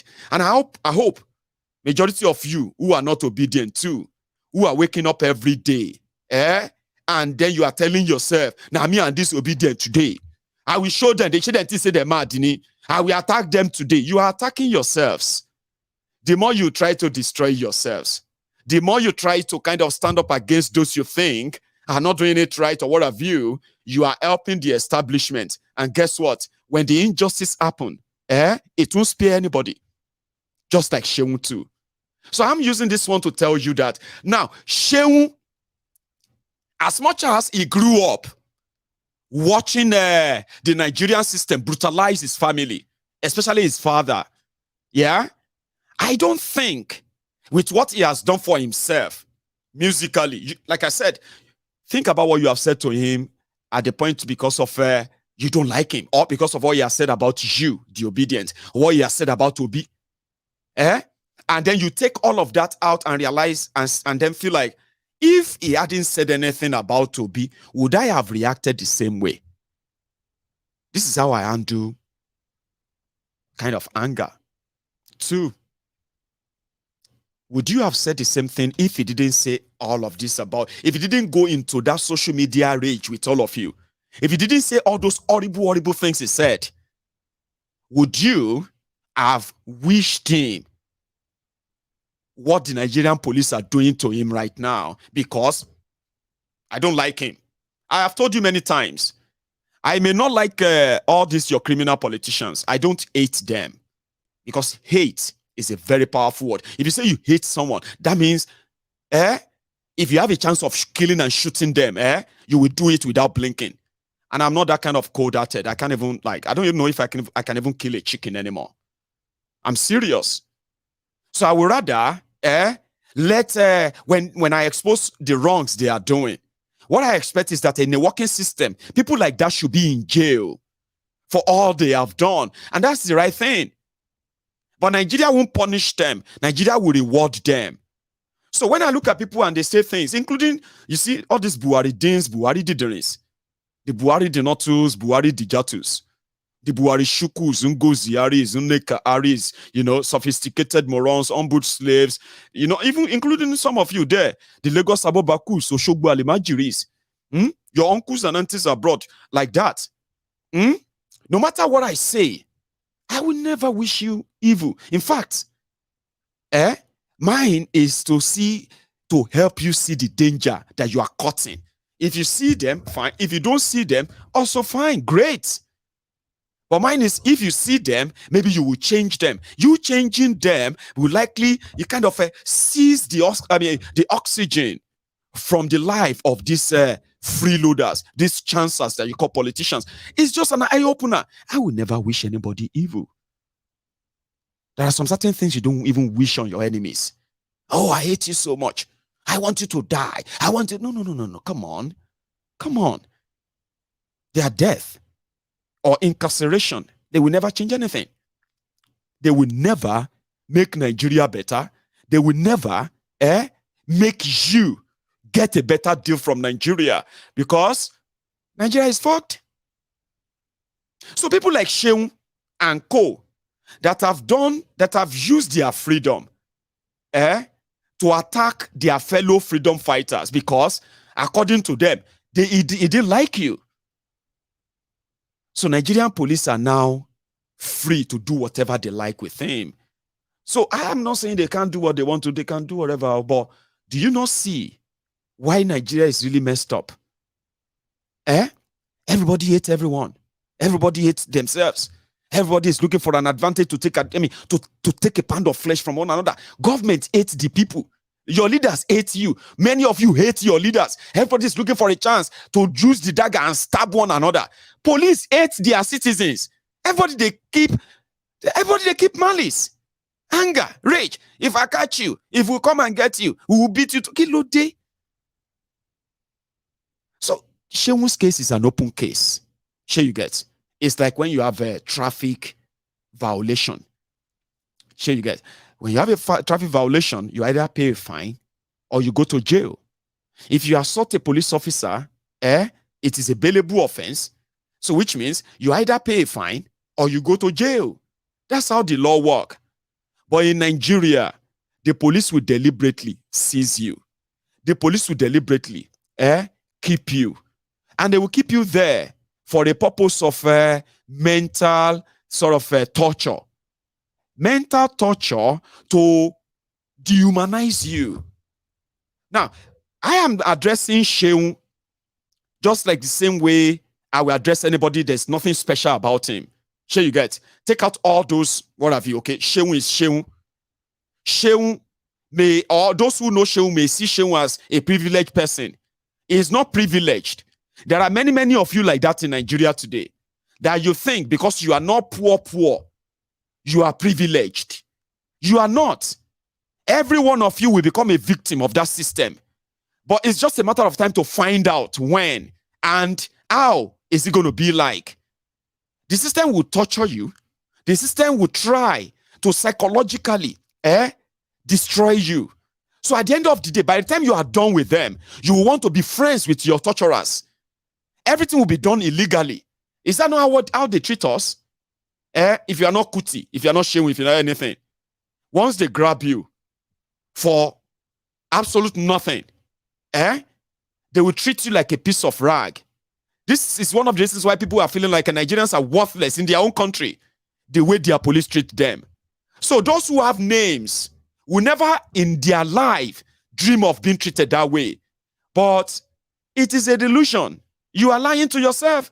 They say, go and make money. Once you make money, make connection so that you can stay protected. No, you are not protected. You are living an illusion. In a system where corruption lives, where corruption is actually the order of the day, illegality and criminality in high places, everybody is a victim, even if your papa na Tinubu. You see, everybody. Buhari's son will be a victim too someday. Everybody will be a victim of an unjust system. You may be kind of safer today or think you are when you are not. So they are doing the same thing to Shehu, and it's actually a good one to show to you that the police in Nigeria, just like they have with everybody, they have a grudge against you as a Nigerian. You know that?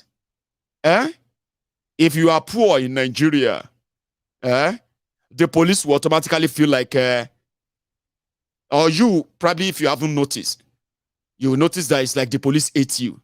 The police will say, hey, stop! Back! Sir, officer, sorry, are we back! Say, we're not fight. We know the fight now. You can still say, hey, hi, good afternoon. Could you please pull over? I'm going to check your paper. Which one is back? I will shoot you. Kilo day. We are just trying to park. Officer, which one is I will shoot you? I will shoot you. It's like they hate you. And every time, every opportunity they have, if you dress well in Nigeria, you'll be arrested by the police. Why? Because you dress nice. Why would you dress fine? What is so funny in Nigeria that you're dressing nice? Why are you smelling good? There's something about you not right. So you just feel like what's going on? But if you have small money, and they know they see the kind of car you are bringing, poor policemen, they'll begin to adjust. They'll begin to hide their gun. They will hide their gun. Or the one that is not with gun will be the one to come and see you. If the AC, when you wind down your window, if the AC, the air conditioning in your car comes out so cold, it's right there under the scorching sun, sweating in his black uniform. Say, this one go get money. Say, how are you, sir? How is family? How is business, sir? How is your trip? Well done, sir. Well, anything for the boys, so we are just here to, even if you are carrying a dead body in your trunk, in your boots, they will smile. Sure you get. So if you are poor in Nigeria, it's like the system is there to hate you. They will look at you and say, hey, I will shoot you. Nobody will ask. I will kill you here. Nothing will happen. Yes. So a fella's son who could have posted a bond, a bail bond in a working system, nobody saying no go jail. For the father, he slapped police officer, and they take him to court. Now from that court, he will post his bond, bail bond, which means the court will adjourn for them to come and defend himself. Sometimes, if he has a good lawyer, they will call something called out of court deal. It's an open end case. But Nigeria will never treat it that way because Nigeria is a piece of work. So they took Shehu to his house.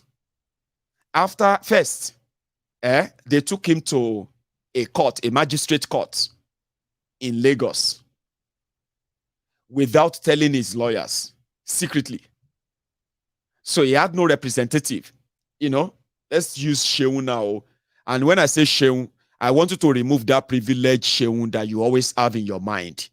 That Shehu, strongman Shehu, leave that for now. I want you to see Shehu so that you can know that they're exactly the same way they treat people who have no second name, like Kuti or anybody. So they took him to a court, a magistrate court, and they charged him for assaulting police officer. Then they now asked the court that they want to keep him in order to continue their investigation because the police officer that Shehu slapped is now in coma.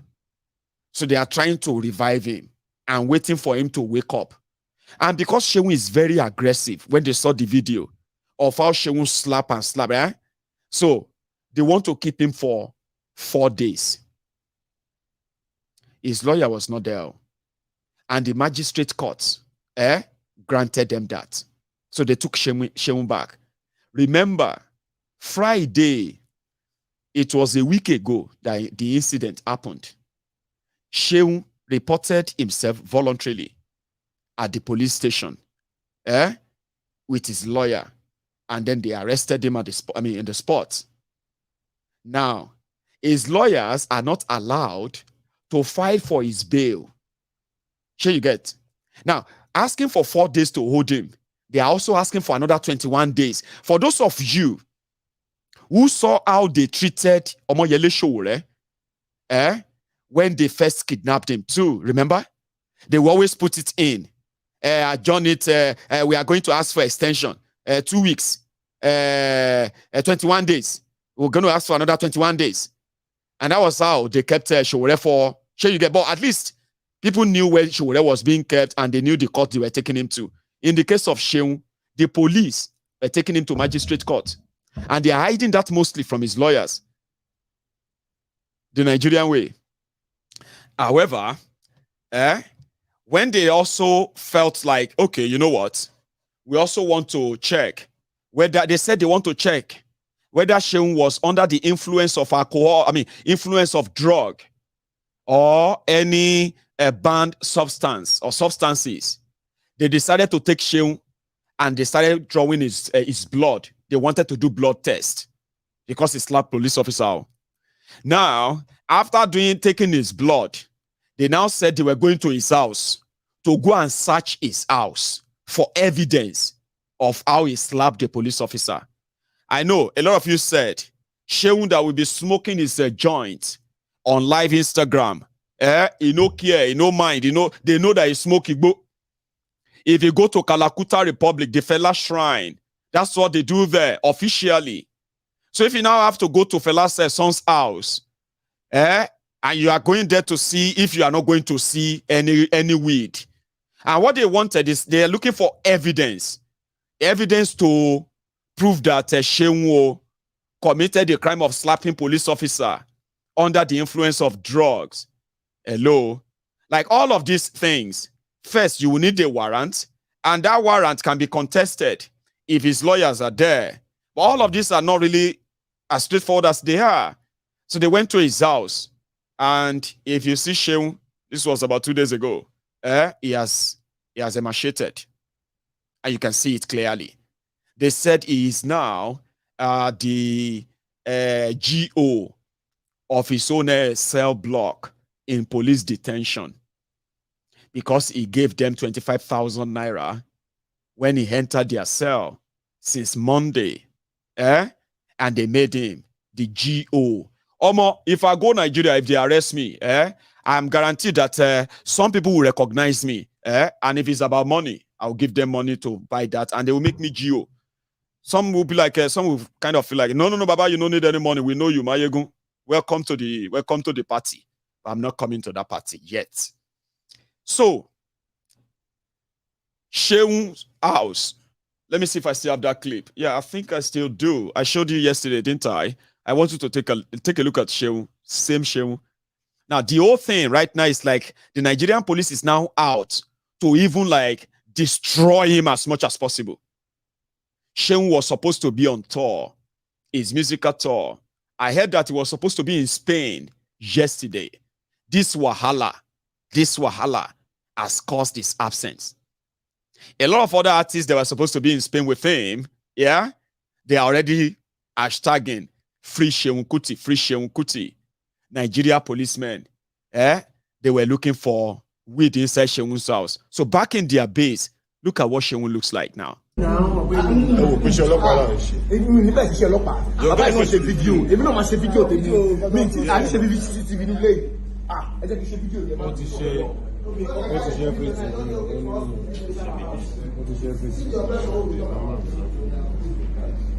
You guys should please, I beg. I just.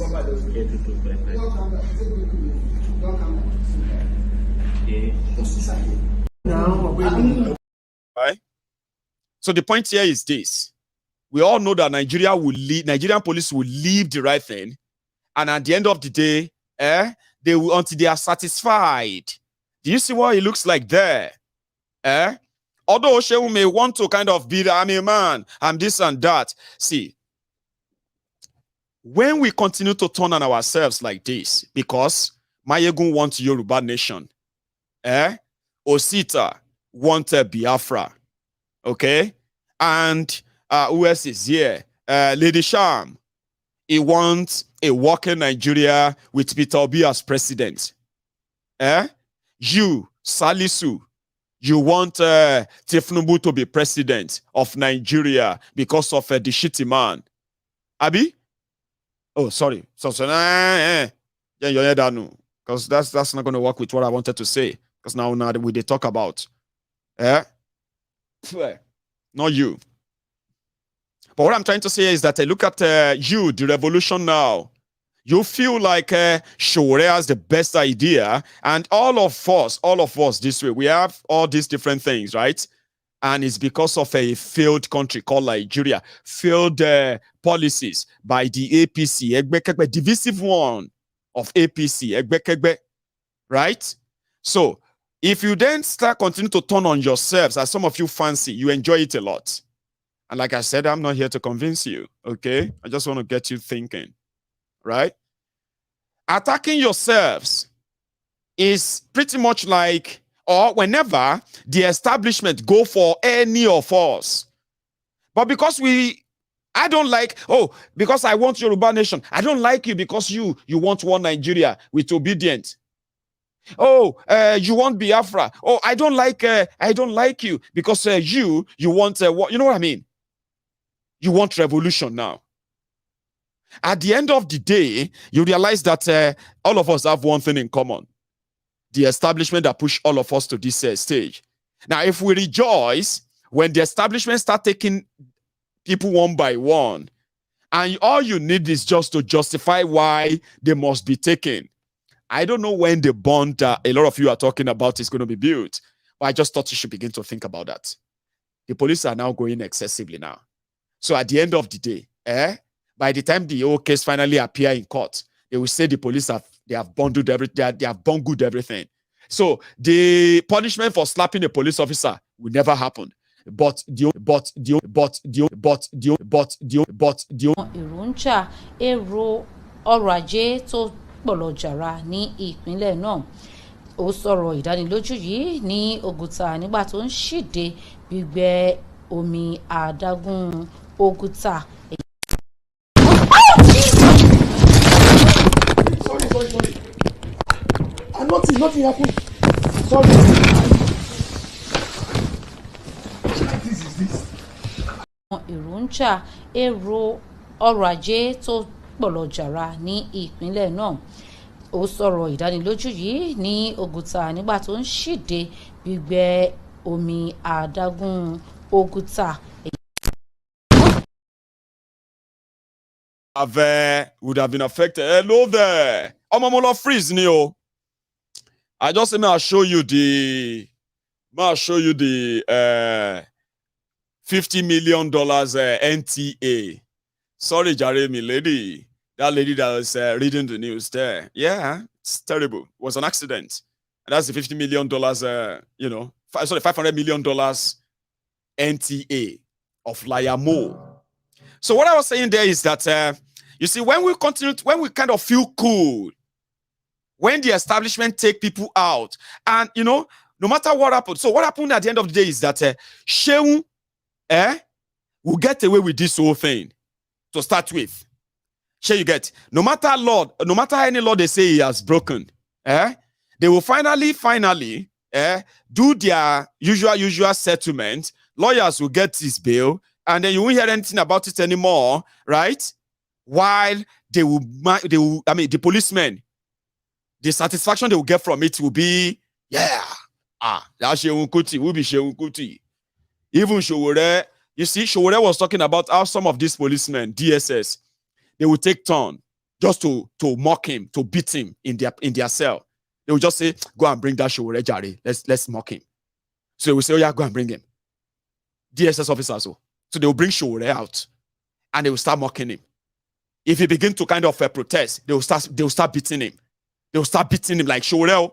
Say, no, you be this aluta. Aluta Oshiwo, inside their cell for fun. So the policemen are not looking for justice. Yeah? They want to take turn to say, no, where that Sheun Kuti self? Go and bring me that Sheun Kuti. Go and bring him. I open down my stout. Open that stout for me. Go and bring Sheun Kuti. Hello, Sheun. How are you, Sheun? You? Sheun, when I was a little boy, I used to come to your father's shrine. Your father was our mentor. Why do you have to put yourself in all this, Sheun, we are doing everything anyway. We are working on it. We are working on it. I just hope that, Sheun, when you go back out there, you will behave and remember the son of who you are. You see, you know what the point I'm trying to make? At the end of the day, nobody say Sheun's on the first one. No. There are still so many of your cash TVs, as well as some other pretentious establishment, bodies. All those of them who just kind of feel like there's nothing wrong if I just wake up every day to attack those who are also fighting the system that I am fighting or I am pretending to be fighting.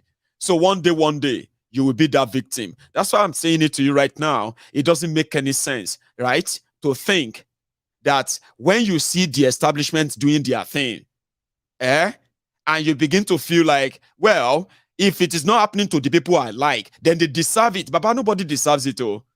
That you don't like them doesn't mean that they deserve any of this treatment, oh. Because it is the same thing. Some people don't like you too. Do you know that?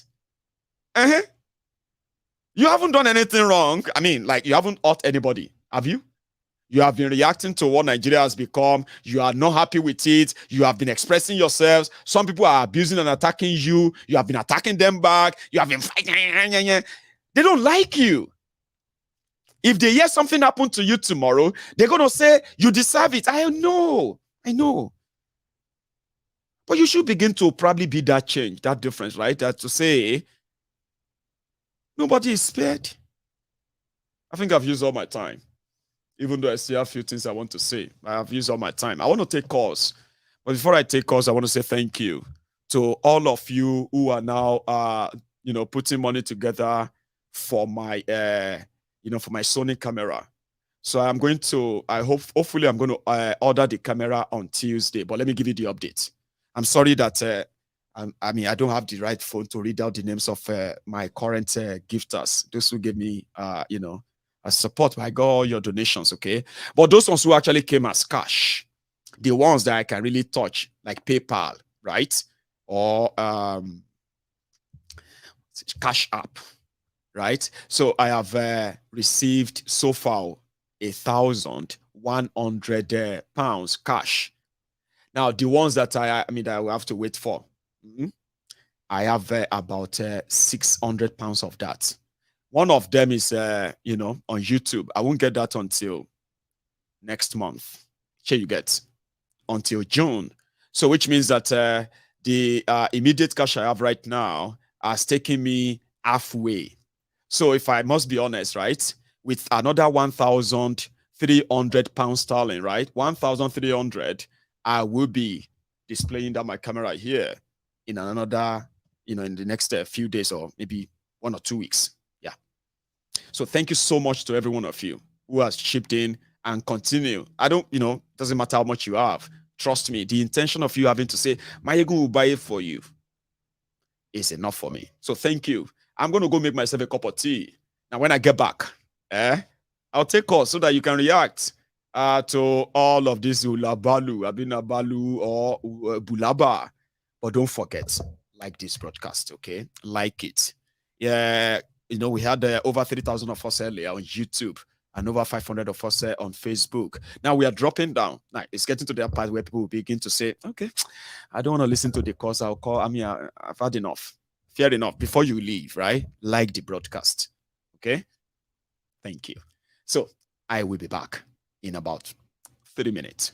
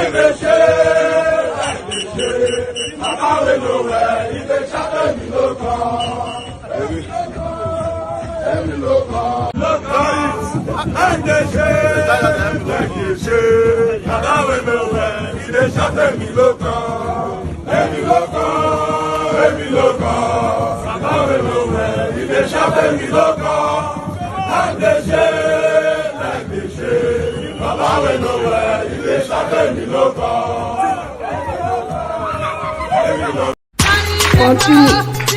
70 years old man. Child. Is that you? Jesus is Lord. Jesus. Is that you? Continue. 70 years old man.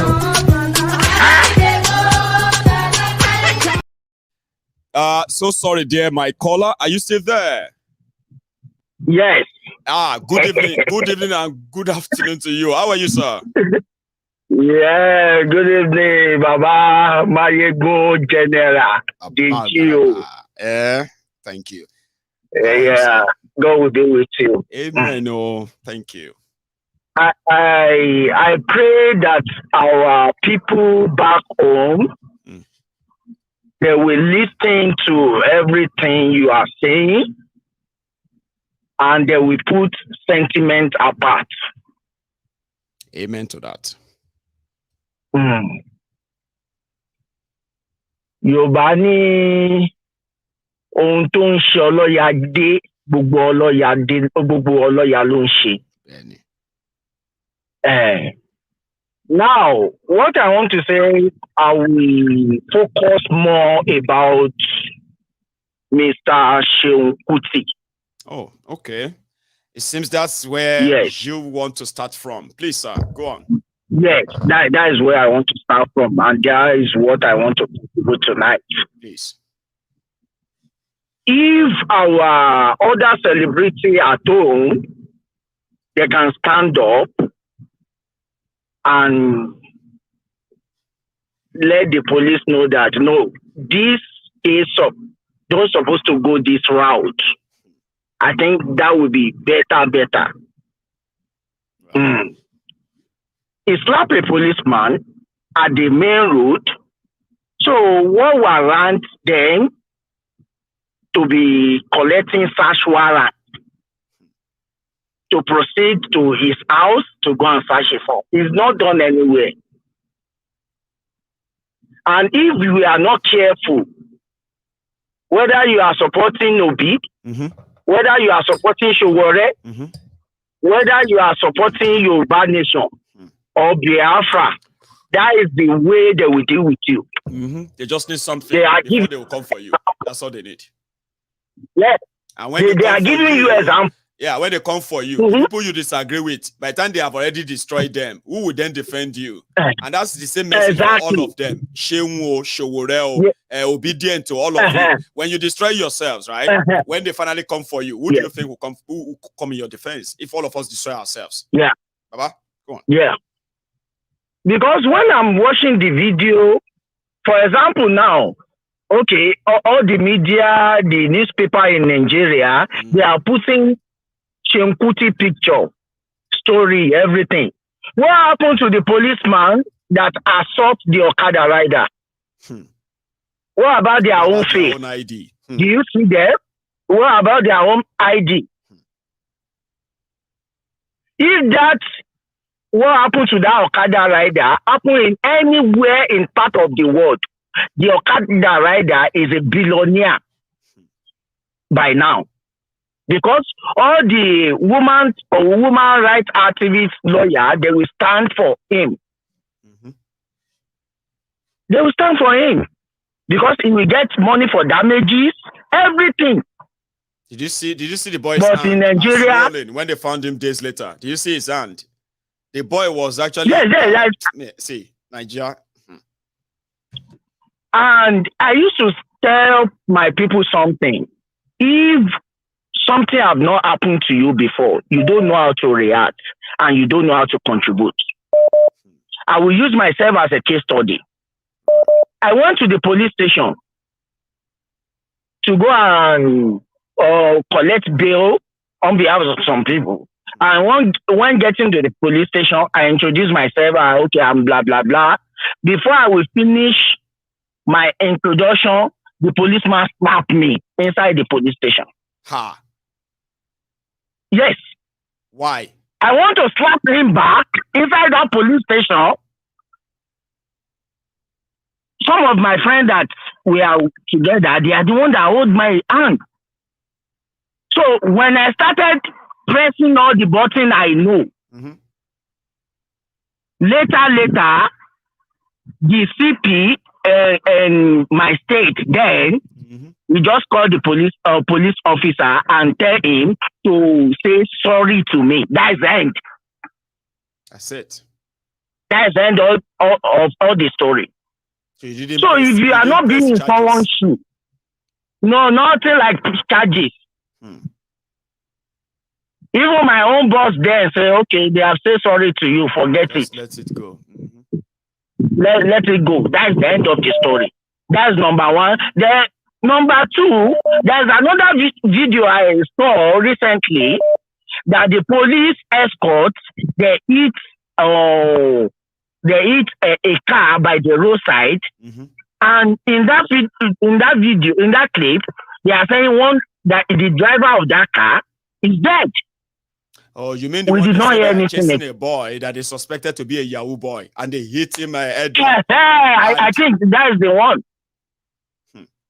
So a lot of incidents like that happen in our country, and it is uncalled for. So I don't know if Obi or Atiku, Yoruba Nation, they can stand behind Sheon. At the initial stage, everybody know that, okay, what Sheon did is wrong, but what police are doing, if you are in their shoe, is bad. It's not wrong. So it's very, very bad.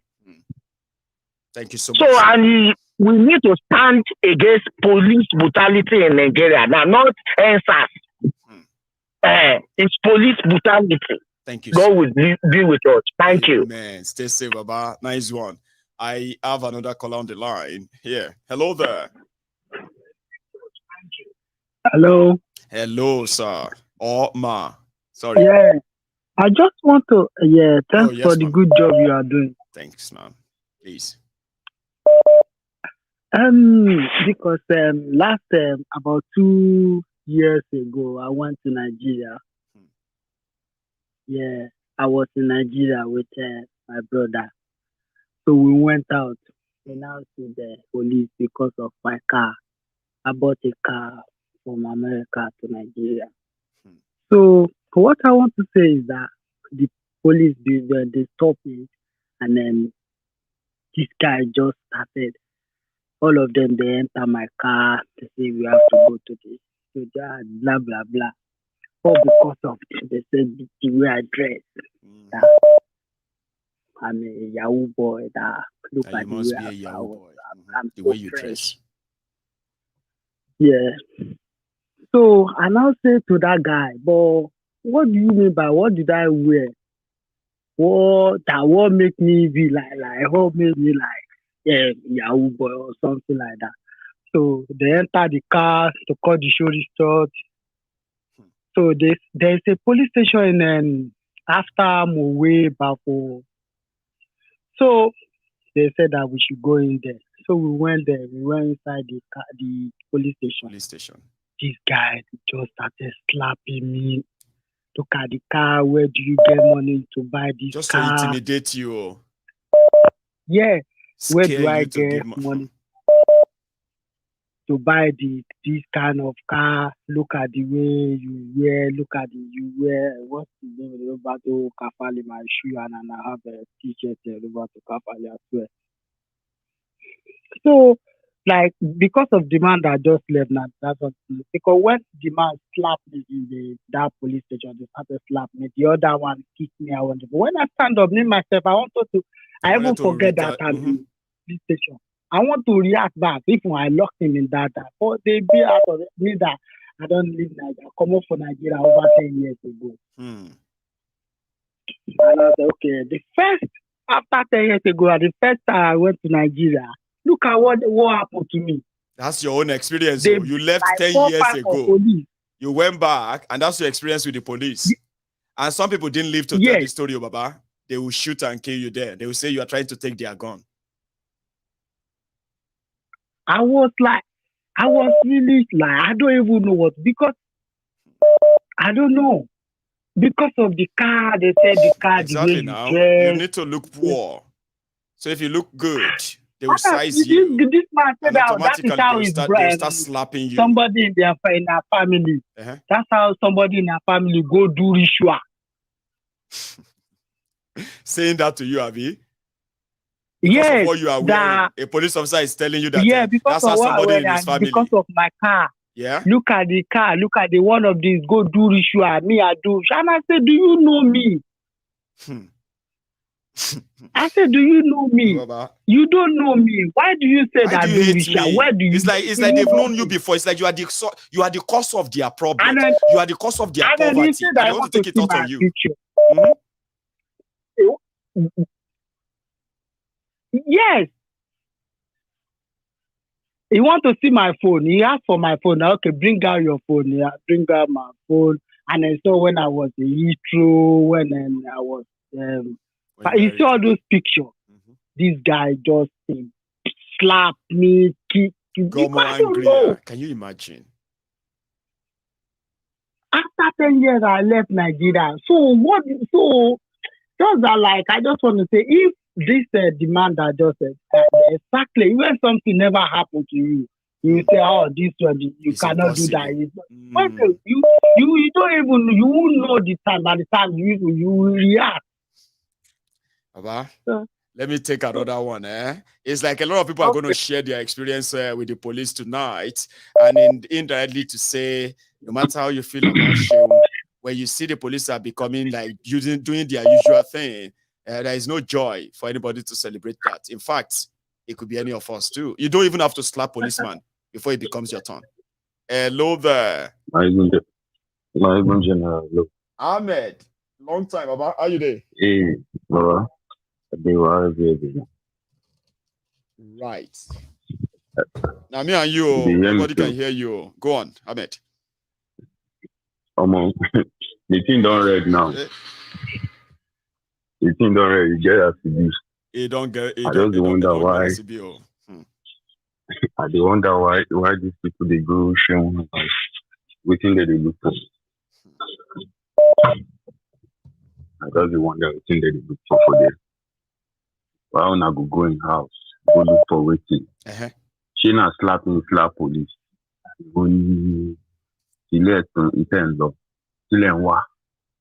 They are like, they won't even allow him to bring his lawyers to all those places and argue them out. They're just doing their police thing, like doing their thing. We're doing our work. You can't teach us our work. Omo. See, my in don't talk. He just be talk. He don't talk. He don't use mouth jam or they don't set trap. See, or your concern. It's like they have been waiting for this opportunity all their life. They have been waiting. They cannot just go in and just go arrest him because he's saying what he's saying, because the world is looking at them. It's someone that is being known, someone that has has an identity. So you cannot just go in and go and do anyhow. And people don't understand when they say trauma. The Nigerian government, they don't traumatize the Kuti family too much. People don't understand. So that thing, follow John why Sean do it in do. You go there man say any police will come out. The only man they pay now he don't slap police. If you be say you don't think we don't do that. But this one just he himself even talk about. He said, "Is this the first time? Do you have any police that don't slap? Is this the first time I'm slapping a police officer?" And like he said, they probably have been hearing him do that. But the fact that they won't actually goes public, they said, finally got him. Now, public can have, whatever we do to him now, the public will actually be divided on it because they will feel like, well, he shouldn't have. Or is this not extreme now? It's going extreme. If you go show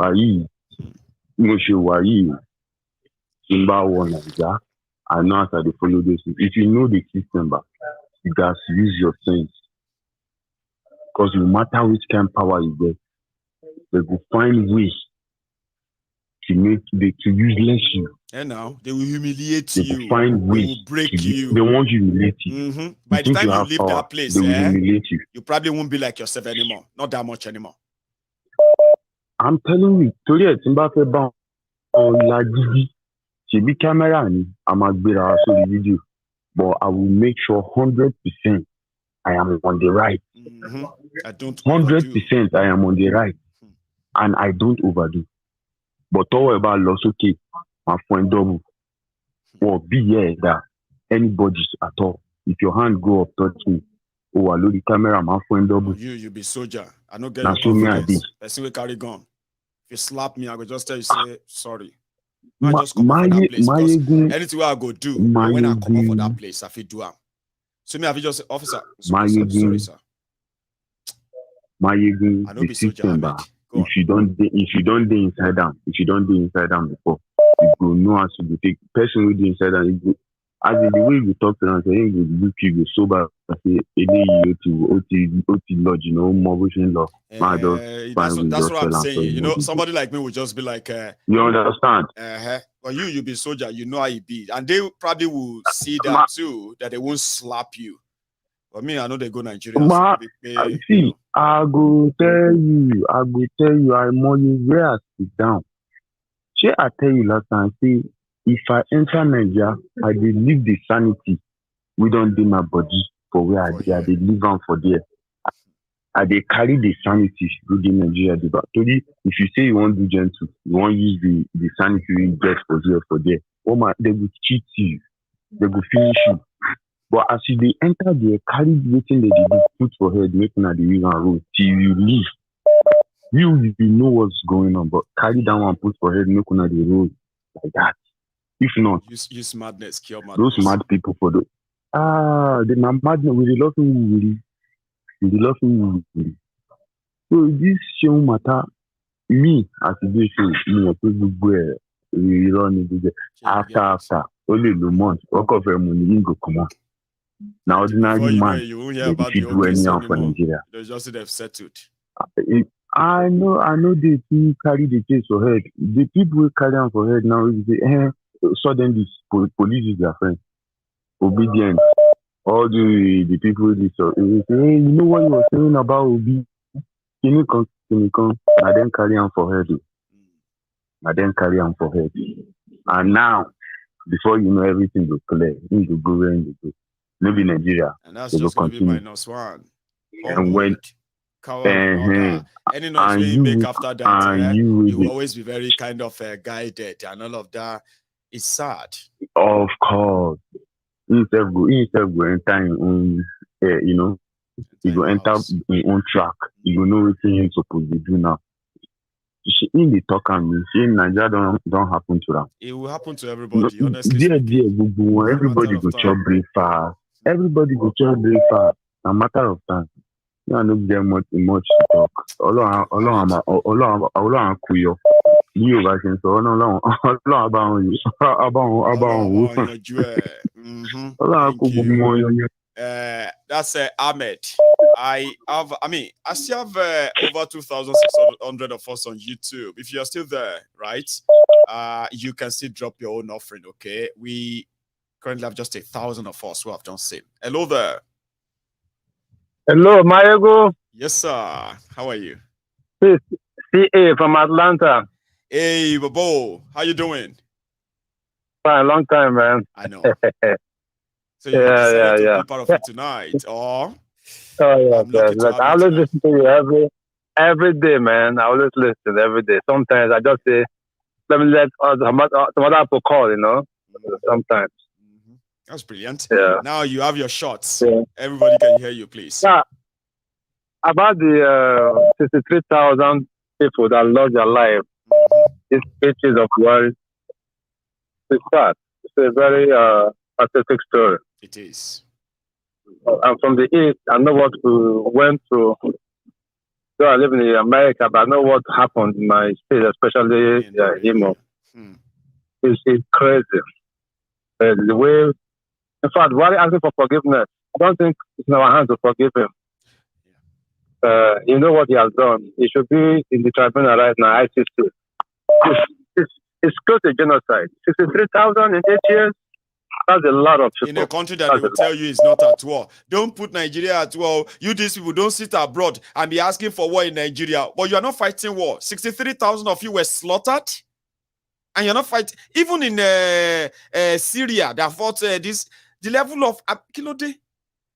They are telling you that you're not at war. They don't want to war in Nigeria. But over 100,000 of you have been killed unofficially. And officially, 63,000 human beings. Those politicians will always use that line.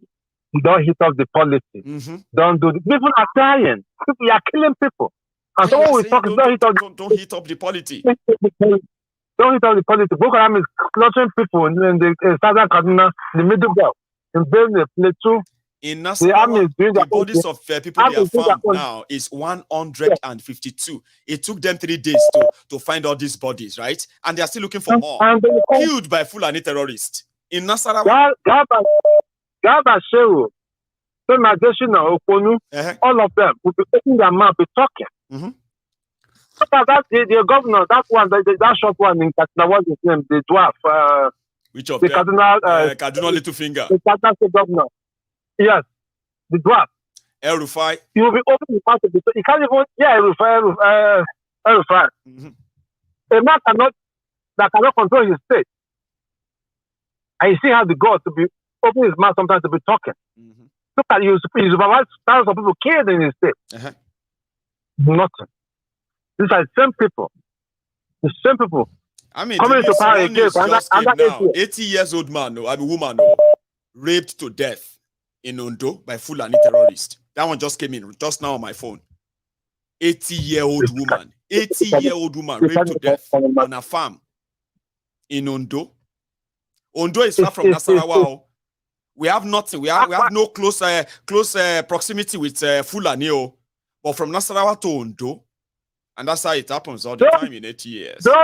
Those Yoruba Ronu people. I hope they know that some Yorubas are an IDP in Benin Republic. They don't know that. In case if they are forgotten, I'm glad that you mentioned it. More remind them. You know, sometimes they say, "Nah, lie, Joe." You know what I mean? Just 1 minute. Don't go anywhere, sir. Stay on the phone.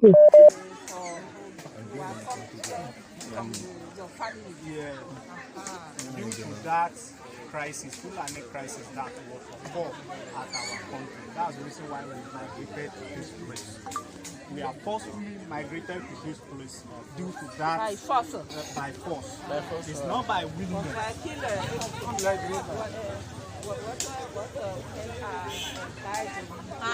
Women. Oh, man or women. How much are us, man or women? Only you. Are dying here. Both the women and men migrated from that area. No. And How much? people died. But I say how many people they killed there? Okay. Killer.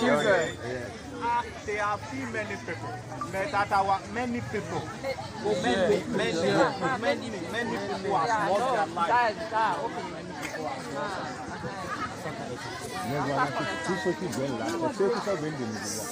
People are still migrating because of that.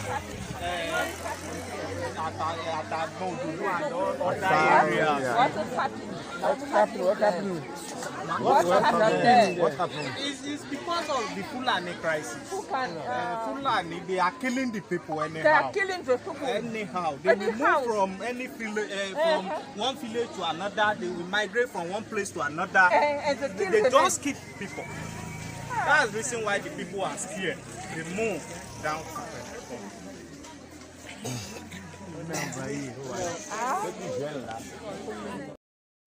Are you there, sir?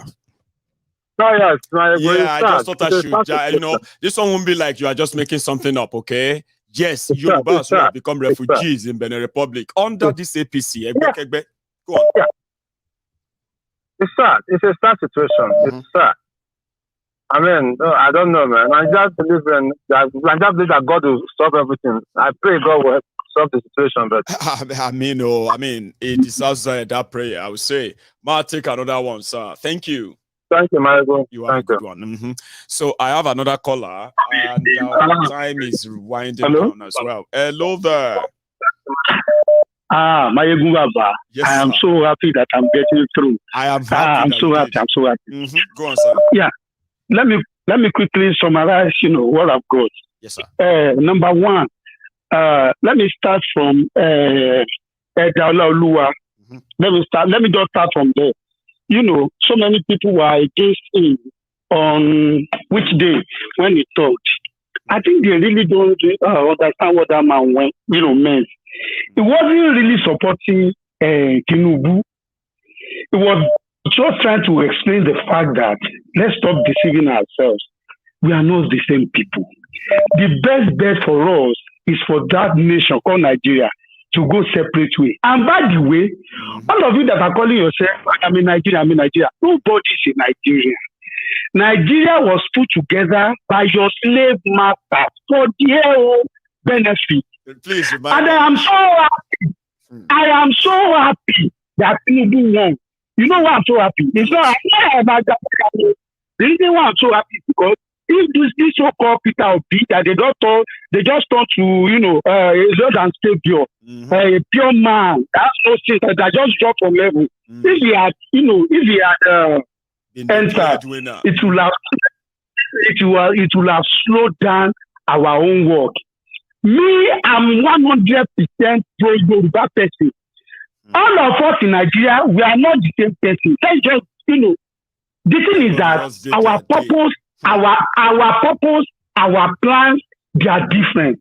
If you see anybody that is supporting Nigeria, this can be just what? They don't love Nigeria. They are doing it for their own personal gain. Right. Let me explain to you. I met one woman in this America in 2017. Right. Do you know what the woman told me? The woman told me that she left Nigeria with her family. She lives here in the US in Atlanta. She left Nigeria since 1996. As of 2017, when I met her, that was like 23 years after. She told me by herself, she confessed to me that she was still collecting salary. She was working, I don't know, this is internet, right? She was working in Federal Ministry of Finance. As of 2017, someone that left Nigeria in 2017, all her family is still collecting salary. If such a woman, if she calls you and they are talking about Nigeria, what will she be telling you? No, let's leave Nigeria. Like Nigeria. Nobody love Nigeria. Nobody love Nigeria. That one. My friend told me now that he has bought tickets. He will go for, I told him, his family is here. Well, you know what? It's not that he loves Nigeria. Everybody is looking for what we. Nigeria is a business center. So all of you that are saying, Obi is not a state. To where with Obi, to where with Tinubu, to where with Atiku, all of them, they are agents. The thing is that, let me not talk about it. You do that film, I have no single elder of pity for you. I listened to what you said though when they were prosecuting chairs. You didn't talk. You remember I said I'm not here to convince any of you. I just want you all. Good. I have no single pity for you. That guy. If you see how he was abusing Tinubu, abusing Yoruba agitators that they want to break Nigeria, they want to break it. And you know what? Nigeria is such a nice place. If you've got political power, you've got maybe you are DO, or you are one elite. You just have political power. You can oppress everybody. So Nigeria is a place of oppression. So all those people, like somebody like saying now, you know why he killed that police now? It could have been nothing. It's not because of the guy. Police just show all this arrest just to take this thing. It's just that recorded and put it on the internet. The story will die in Nassarawa. You just give that guy, that policeman, just give you like 50K. You know what I mean? Just say to it. Now, if somebody that has nothing, a common man on the road, if they had done that, police can shoot him and kill him. But because he's shooting that thing, he can slap police, nothing will happen to him. That is the kind of high levels that they are enjoying in Nigeria, where you cannot enjoy anywhere. Anybody that think Obi will do must absolutely nothing. You see this America, Yeah. If a judge contest for American presidency, and a judge will go and win that presidency, the judge will do very well. You know what? America is an institutionalized place. God bless. We are talking about institution. Nigeria is an institution. I am so happy there. You see, Tinubu, it goes for them, Pepe. You don't have Fulanization. On a never see urbanization. On a go cry. We have dealt with urbanization already. So it's just that. The modernization small. On a go they go see the real one now. You see the Aboki here. They want to get sense like that. They want to get sense. You see the Yoruba go oppress you now. The urbanization will not go do. Then when they use the West sense, they will oppress you and I will not die. So you get it. If one of you, take on a 40 and make everybody go out, let that country take. Let me tell you, all of you Nigerian youth, we are developmentally, we are like 100 years behind. 100 years back. It is better we break it now and start building our nation. We have a lot of work to do. That is Peter B. Just one of them. Okay. My name is Adedoye. God bless you, sir. Adedoye. As usual. You stay safe, Nice one, Baba. Another one has dropped. So let's see who is going to give that a follow. I have another caller. Hello there. Another one has dropped. So hello. Hey, hello, man. Hello, you may need to mute that video because I can still hear myself. If you want, you may need to mute it. So that we'll not have this interruption, yeah? How are you? Okay, I've muted it. I'm fine, thank you. Good evening. Hello, everyone. So, the other caller, the one that just left now. So first of all, let me go on. Let me talk about Sheung, because something you said is very, very important, right? We cannot judge a person by the sum of okay, how do I put it? He has said some things against the obedience, but that's not the reason why we should judge him. Okay? He did something wrong. Okay? He shouldn't have slapped the policeman.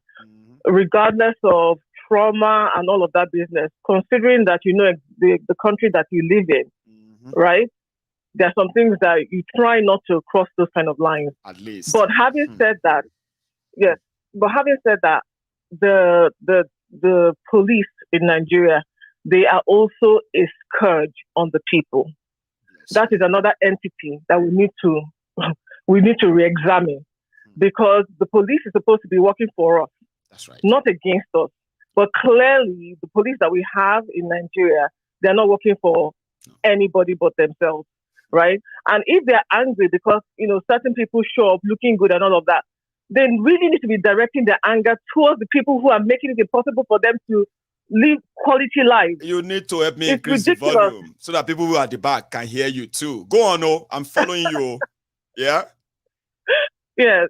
So, I guess you understand what I'm saying. Why are you terrorizing the people who have nothing to do with your situation in life? Meanwhile, you leave the people who you should actually be attacking, who you should actually be, going after people who are defenseless, who are in the same position as you, right? We are all struggling. We are all struggling under the governance of the bad governance, the bad policies of these bad people. Everybody's a victim. Why are you victimizing us more? I love that. Go exactly. on. Why are you victimizing us more? You are talking about policies. We have no policies. What we have are people who are inept, ill-educated. We just have, inadequate everything. We don't have people who are educated on any level. We have ineptitude up and down the whole place, according to Peter Obi, from top to bottom. And then we now have wealth without enterprise. Exactly, wealth without enterprise. This is why I said, I think there was a time I called earlier on and I said, we still need to look at our police force. Even if Obi gets into government, he cannot work with these people. These people cannot be the people that will be in charge of security in a country like Nigeria. No. And that's all I'm even going to say about our police force, because again, this is like wasting saliva. What can we do? That's the on that particular that point. Is your rhetorical question that always pop up every now and then. And as it is, right? We will always look for the answer together, all of us. But I know the answer is right. Yeah, all of us will look for. Go on. Yes, and then it is clear to me, and I think it's clear to everyone now. As much as they say that they are trying to avoid war, there's clearly a war being fought. It's silent war that is being fought against Nigerians. 63,000 Nigerians who are not supposed to be dead, or even if they are going to die, they would have died differently. They were slaughtered in 8 years. It should alarm everybody. Everyone should feel like, oh my God, thousands of people, and those are just the official. Exactly. So there is a silent war that is being fought. And I think there's another caller that talks about what do the Fulanis want? Because this is not really the Hausas. And I schooled in Jos, they used to make a distinction about, calling themselves Hausa, Middle Belt. There's a clear distinction. And it seems like the Fulanis have terrorized the Hausas to the point that they are mute. They don't speak. And I think that is what they're trying to do. You want me to tell you something, right? For the first time, usually, we used to hear Hausas. Then suddenly, right, at some stage in our life, we started hearing, when this democracy started, we started hearing Hausa Fulani. So which kind of portray a picture of they are one. But for the first time, this Buhari did not just divide those who are not from northern Nigeria. Sure, you get from northern Nigeria. It divided Nigeria. Hausa Fulani. Hausas are asking that the only help they need from government is to give them guns so that they can kill all the Fulanis. If you go to the communities that all this terrorism is taking place, Hausas, they are piling up graveyards in their communities. I'm talking about they are burying 4 or 5 people in the same grave, killed by Fulanis. They are begging government to give them guns so that they can go after and I'm not making this up. I won't make it up, right? The situation has gotten so bad that politically they may tell you Hausa Fulani. But underneath, everybody walk around with their own gun. If you see Fulani, if Fulani see Hausa, that's the situation in the northern Nigeria right now, especially in the rural areas. Yes. A failure of this. And that's what I'm saying. Again, I think we're all on the same. I feel like there's a silent war. And unfortunately for us, if anybody is banking on the West, let me just say it loud and clear, they are not here to help us. They are not here to help us. They are here to help themselves. That's right. They're here to help, to work with anyone who will give them access to our resources that will cost them as little as possible so that they will enrich their country. Sorry to say. right? Now, the sad part is that I don't know how we are going to fight back. I don't know how we're going to push back. Even in Benue State, people are dying. Farmlands are being seized.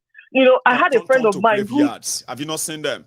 They said Benue is the food basket of Nigeria. I said, no, was the food basket of Nigeria. Benue is almost the graveyard center of the middle belt of Nigeria today, sadly. And one of your callers talked about how they are moving further and further into Yoruba land. I have a friend whose brother was killed. He went to the farm with his son. And they said they wanted ransom. They collected this ransom, released this man. They took off, and in 3 days, they found his dead body. They killed him. They killed this man. And this is the Fulani, these Fulani people that did this thing to this man. Cham, thank you so much. Again. Yeah, let me because I know, you and I can always be like this, back and forth. Myself and Sham, we can be like that, back and forth for like another 10 minutes. But there are many people who also want to kind of add theirs, like this my caller. Hello, sir. Okay. Hello, can you hear me? You see, when people call in, anyway, I know that sometimes people don't, you see, somebody called in and they got in and they're like, there, waiting for their voice to come on their screen. Hello. Hello, Mayegun. Yes, sir. Good evening, sir. Good evening to you, too. How are you, sir? Yeah, I'm fine. My name is Chi. I'm a first-time caller. Oloruko. You know, say I'm also Chi, sir. We say Oloruko, they say. Yes. Our first time. Yes, Mayegun. Yes, sir. In fact, I love your program. Thank you. I'm calling from Qatar. From Qatar. Amazing. From the south east. Or what's that called? From the east. How are you today, sir? How is Qatar today? I'm fine. I'm fine. Yeah, I've been listening to your program for a while now. I really commend what you are doing. Thank you. Yeah. Yes, I want to say something. Please. Yeah, I want to say something very germane. Please, sir. Yeah, and I'm starting to be corrected. Yes, you see, we have 3 people in this race of this so-called the Nigerian, this presidential, this thing. We have Atiku, we have Tinubu, and we have Obi. That's right. And I want to say this, that I'm not in support of any of these 3 people. You understand? I'm following you, sir. But the only person, maybe because it's the one at the forefront, to refer to Tinubu. I've never heard you calling Atiku, giving him one name, or Hida, Obi. Are you with me? I'm following you, sir. My point is this, where I'm going to is this. We are all in Nigeria when Atiku was a vice president. That's right.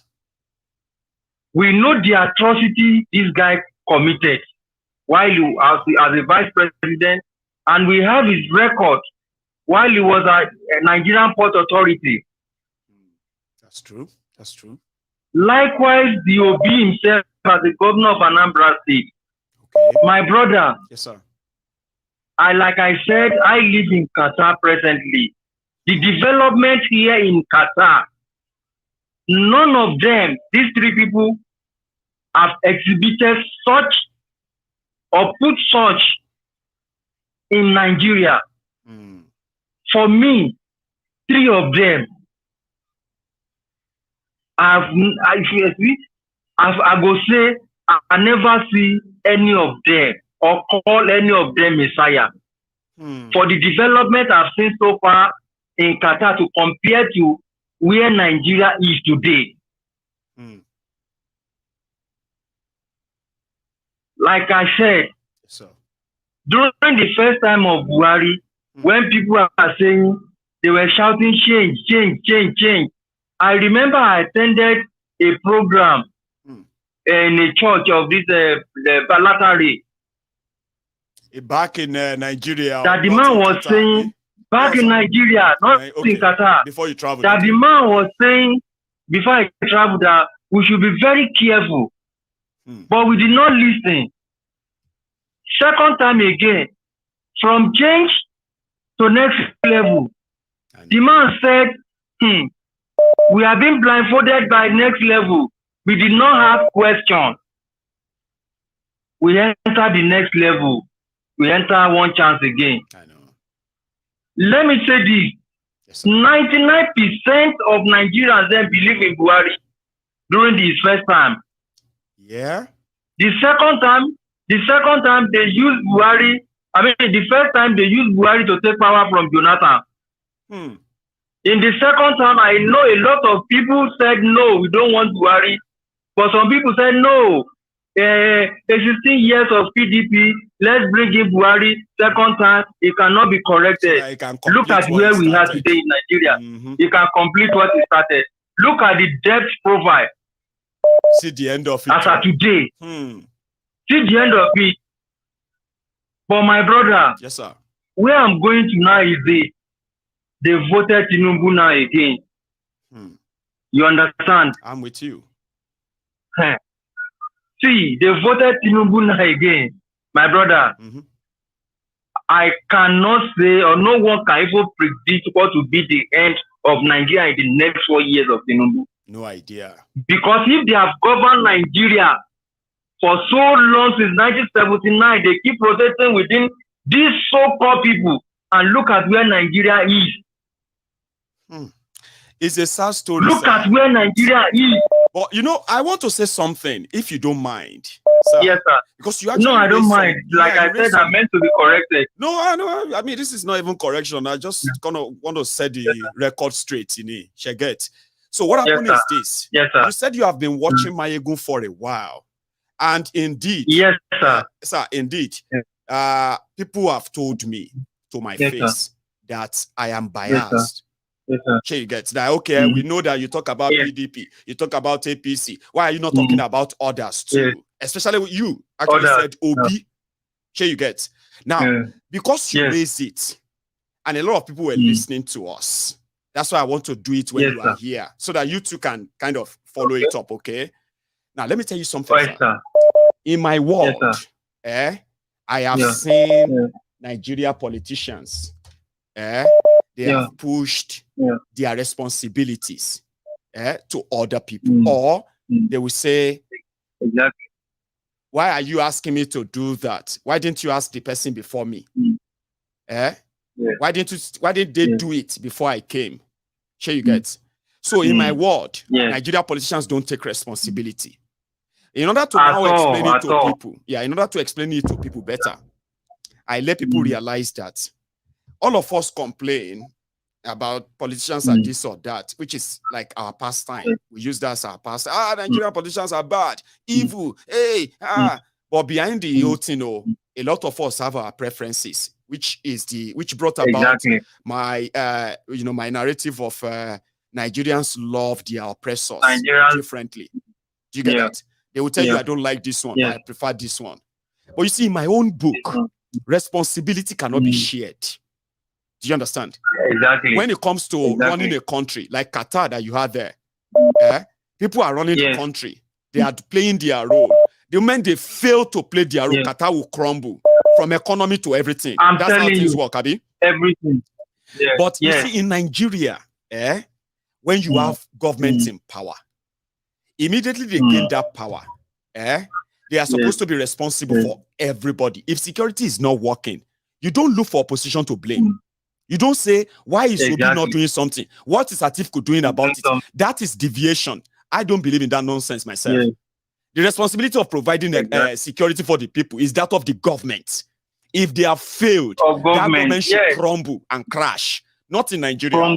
They blame other people for it. In Nigeria. So in my on my diary, sir, on my diary political, in order not to confuse people, I don't share that responsibility with people here.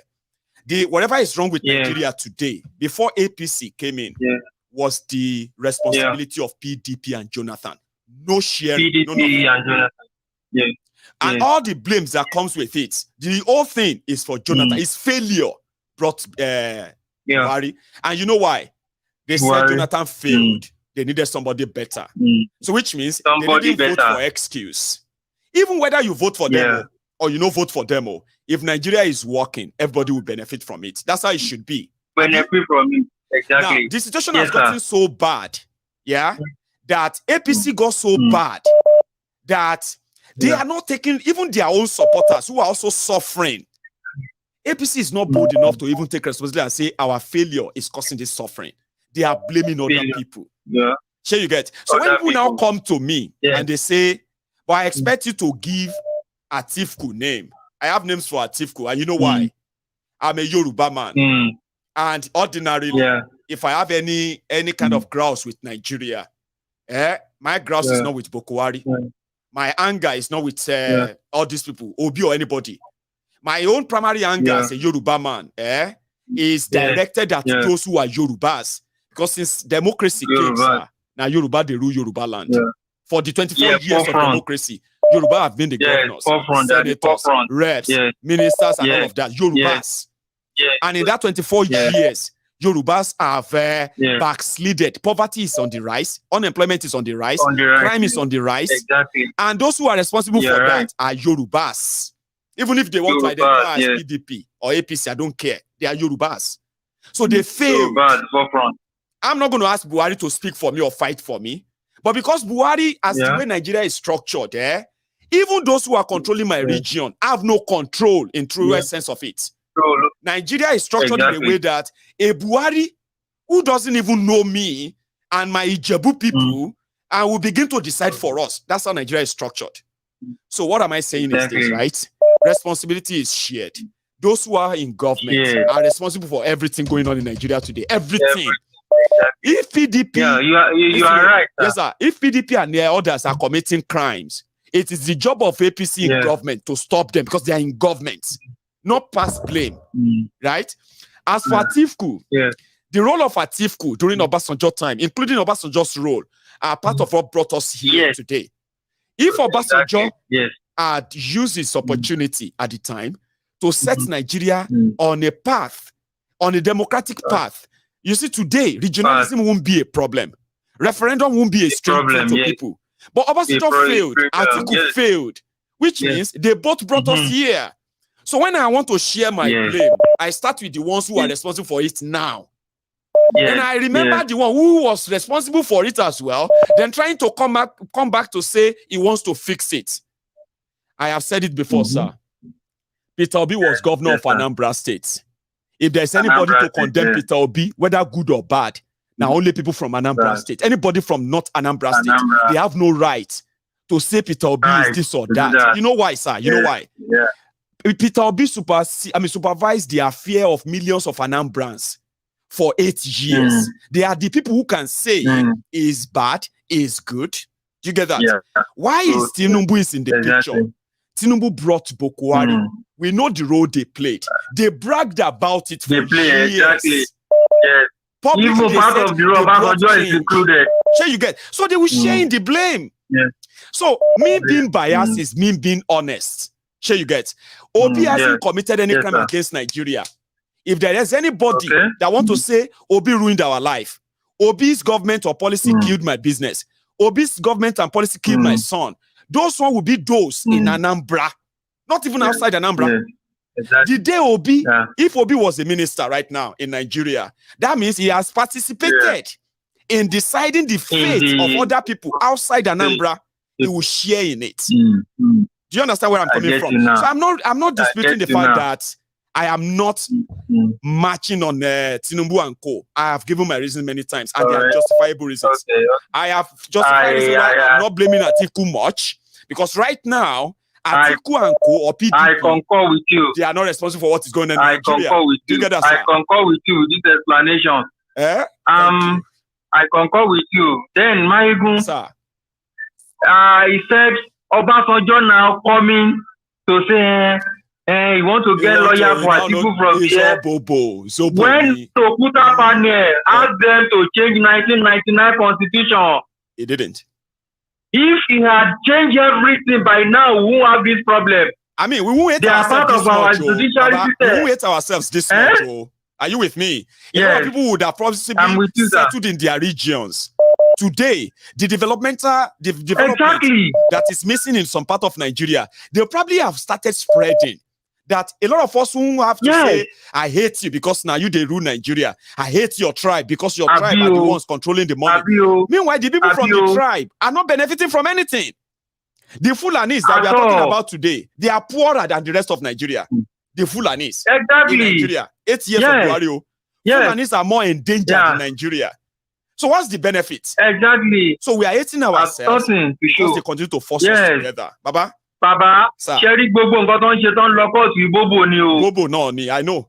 But a lesson will be learned from it. Right? I want your 98 lawyer. Because we're going to decide one day. On Puri Jade, Papa DJ, Bobo on Shoshi, one more bit on low.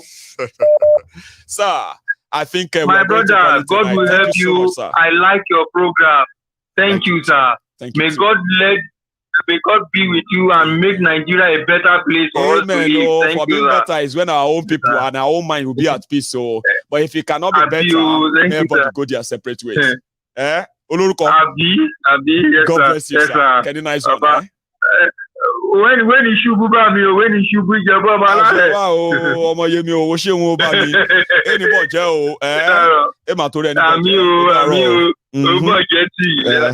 Thank you so much, everyone. I needed to do that. My time is fast spent, gone. Tomorrow we are having a party for Yewande.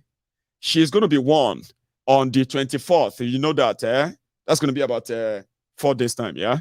But we are having a party, children party for her in Glasgow tomorrow. So I may not be live, or if I'm going to be, it's going to be so brief and short here and there. So I enjoy my evening with you tonight, and I appreciate every one of you who have been reaching out as well. So if you still feel like you want to, be part of my widow's mite for my camera, I welcome that, okay? Use the PayPal, okay? Use PayPal, use the Cash App, and then if you are not doing any of that, remember, if you join this broadcast late, watch it from the beginning. Skip it if you don't like the song or this starting, the delay. You don't like that. You can skip it and watch on from there. I will see you some other time, okay? Thank you so much, and don't leave without liking the broadcast. Remember, that is your offering. Good night.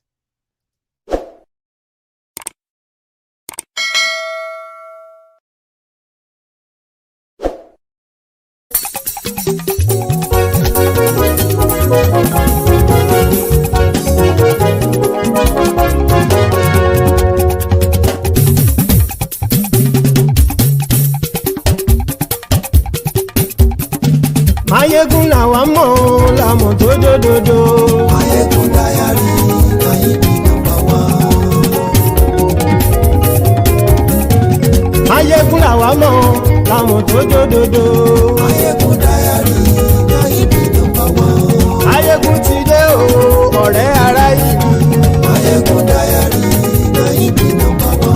Lórí Facebook, lórí YouTube. Mayegun Diary Nayibi #1. Gbogbo bó ṣe ń lọ ni Mayegun já wa sí. Mayegun Diary Nayibi #1. Àṣírí ọ̀jẹ̀lú kì í bò níbẹ̀ o. Mayegun Diary Nayibi #1.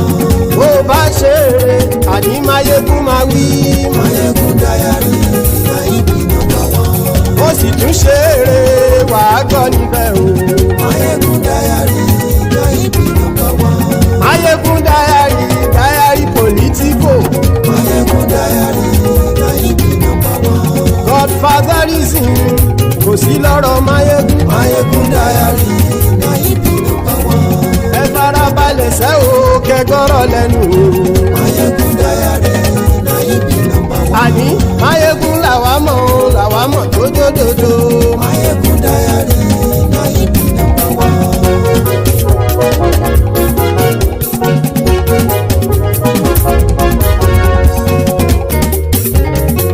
Àní ẹ̀sùn rákì. Mayegun ti dé. Mayegun ti dé. ọ̀jẹ̀lú ẹ̀súnra kì í. Máyégún ti dé. Àní ẹ̀súnra kì í. Máyégún ti dé. Lórí Facebook. Máyégún ti dé. Àní ẹ̀súnra kì í. Máyégún ti dé. Lórí YouTube. Máyégún ti dé. Àní ẹ̀súnra kì í. Máyégún ti dé. Wọ́n bàbá gbé wúrẹ́. Máyégún máa wí. Àní ẹ̀súnra kì í. Máyégún ti dé. Ijó ìgbádìyẹ. Máyégún máa wí. Àní ẹ̀súnra kì í. Máyégún ti dé. Bí pẹ̀sìdó bá rúfin o. Máyégún máa wí. Àní ẹ̀súnra kì í. Máyégún ti dé. Bí gómìnà kówó jẹ. Máyégún máa wí. Àní ẹ̀súnra kì í. Máyégún ti dé. Ọlọ́pàá tí ń darí bá. Máyégún máa wí. Àní ẹ̀súnra kì í. Máyégún ti dé. Aṣòfin tí ń rúfin o. Máyégún máa wí. Àní ẹ̀súnra kì í. Máyégún ti dé. Òkúrọ̀ olóṣèlú. Máyégún máa wí. Àní ẹ̀súnra kì í. Máyégún ti dé. Ọ̀jẹ̀lú ẹ̀súnra kì í. Máyégún ti dé. Àní ẹ̀súnra kì í. Máyégún ti dé.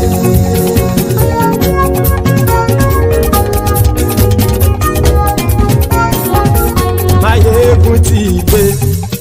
Gbogbo ọ̀jẹ̀lú ẹ̀súnra kì í. Máyégún ti dé. Gbogbo ọ̀jẹ̀lú ẹ̀súnra kì í. Ṣùgbọ́n ní bá ti ṣe èyí tó yẹ kí wọ́n ṣe, ọmọ bá dèrò ní fi wọ́n níran o. Máyégún ti dé. Gbogbo ọ̀jẹ̀lú ẹ̀súnra kì í. Máyégún ti dé. Gbogbo ọ̀jẹ̀lú ẹ̀súnra kì í. Ṣùgbọ́n ní bá ti ṣe èyí tó yẹ kí wọ́n ṣe, ọmọ bá dèrò ní fi wọ́n níran. Wọ́n fowó bẹ́ẹ̀ o. Máyégún ó sọ pé wọ́n ò bẹ́ẹ̀. Wọ́n fowó bẹ́ẹ̀. Máyégún ó sọ pé wọ́n ò bẹ́ẹ̀. Oníkanṣá ti ṣe èyí tó yẹ kí wọ́n ṣe. Fáwọn ará ìlú tó gbé wọn débẹ̀ o. Àyè. Máyégún ti dé. Gbogbo ọ̀jẹ̀lú ẹ̀súnra kì í. Máyégún ti dé. Gbogbo ọ̀jẹ̀lú ẹ̀súnra kì í. Ṣùgbọ́n ní bá ti ṣe yìí tó yẹ kí wọ́n ṣe, ọmọ bá dẹ́rọ̀ ò ní fi wọ́n níran. Ha! Kì máa yí ṣe eré, ọ̀rọ̀ yìí kì í ṣe ẹ̀fẹ̀. Kì máa yí ṣe eré, ọ̀rọ̀ yìí kì í ṣe ẹ̀fẹ̀. Ẹni bá ti lè lẹ́bọ̀ lẹ́rù o, ọmọ bá dèrò kàṣàyè tú wọn síta. Máyégún ti dé. Gbogbo ọ̀jẹ̀lú ẹ̀súnra kì í. Máyégún ti dé. Gbogbo ọ̀jẹ̀lú ẹ̀súnra kì í. Ṣùgbọ́n ní bá ti ṣe yìí tó yẹ kí wọ́n ṣe, ọmọ bá dẹ́rọ̀ ò ní fi wọ́n níran.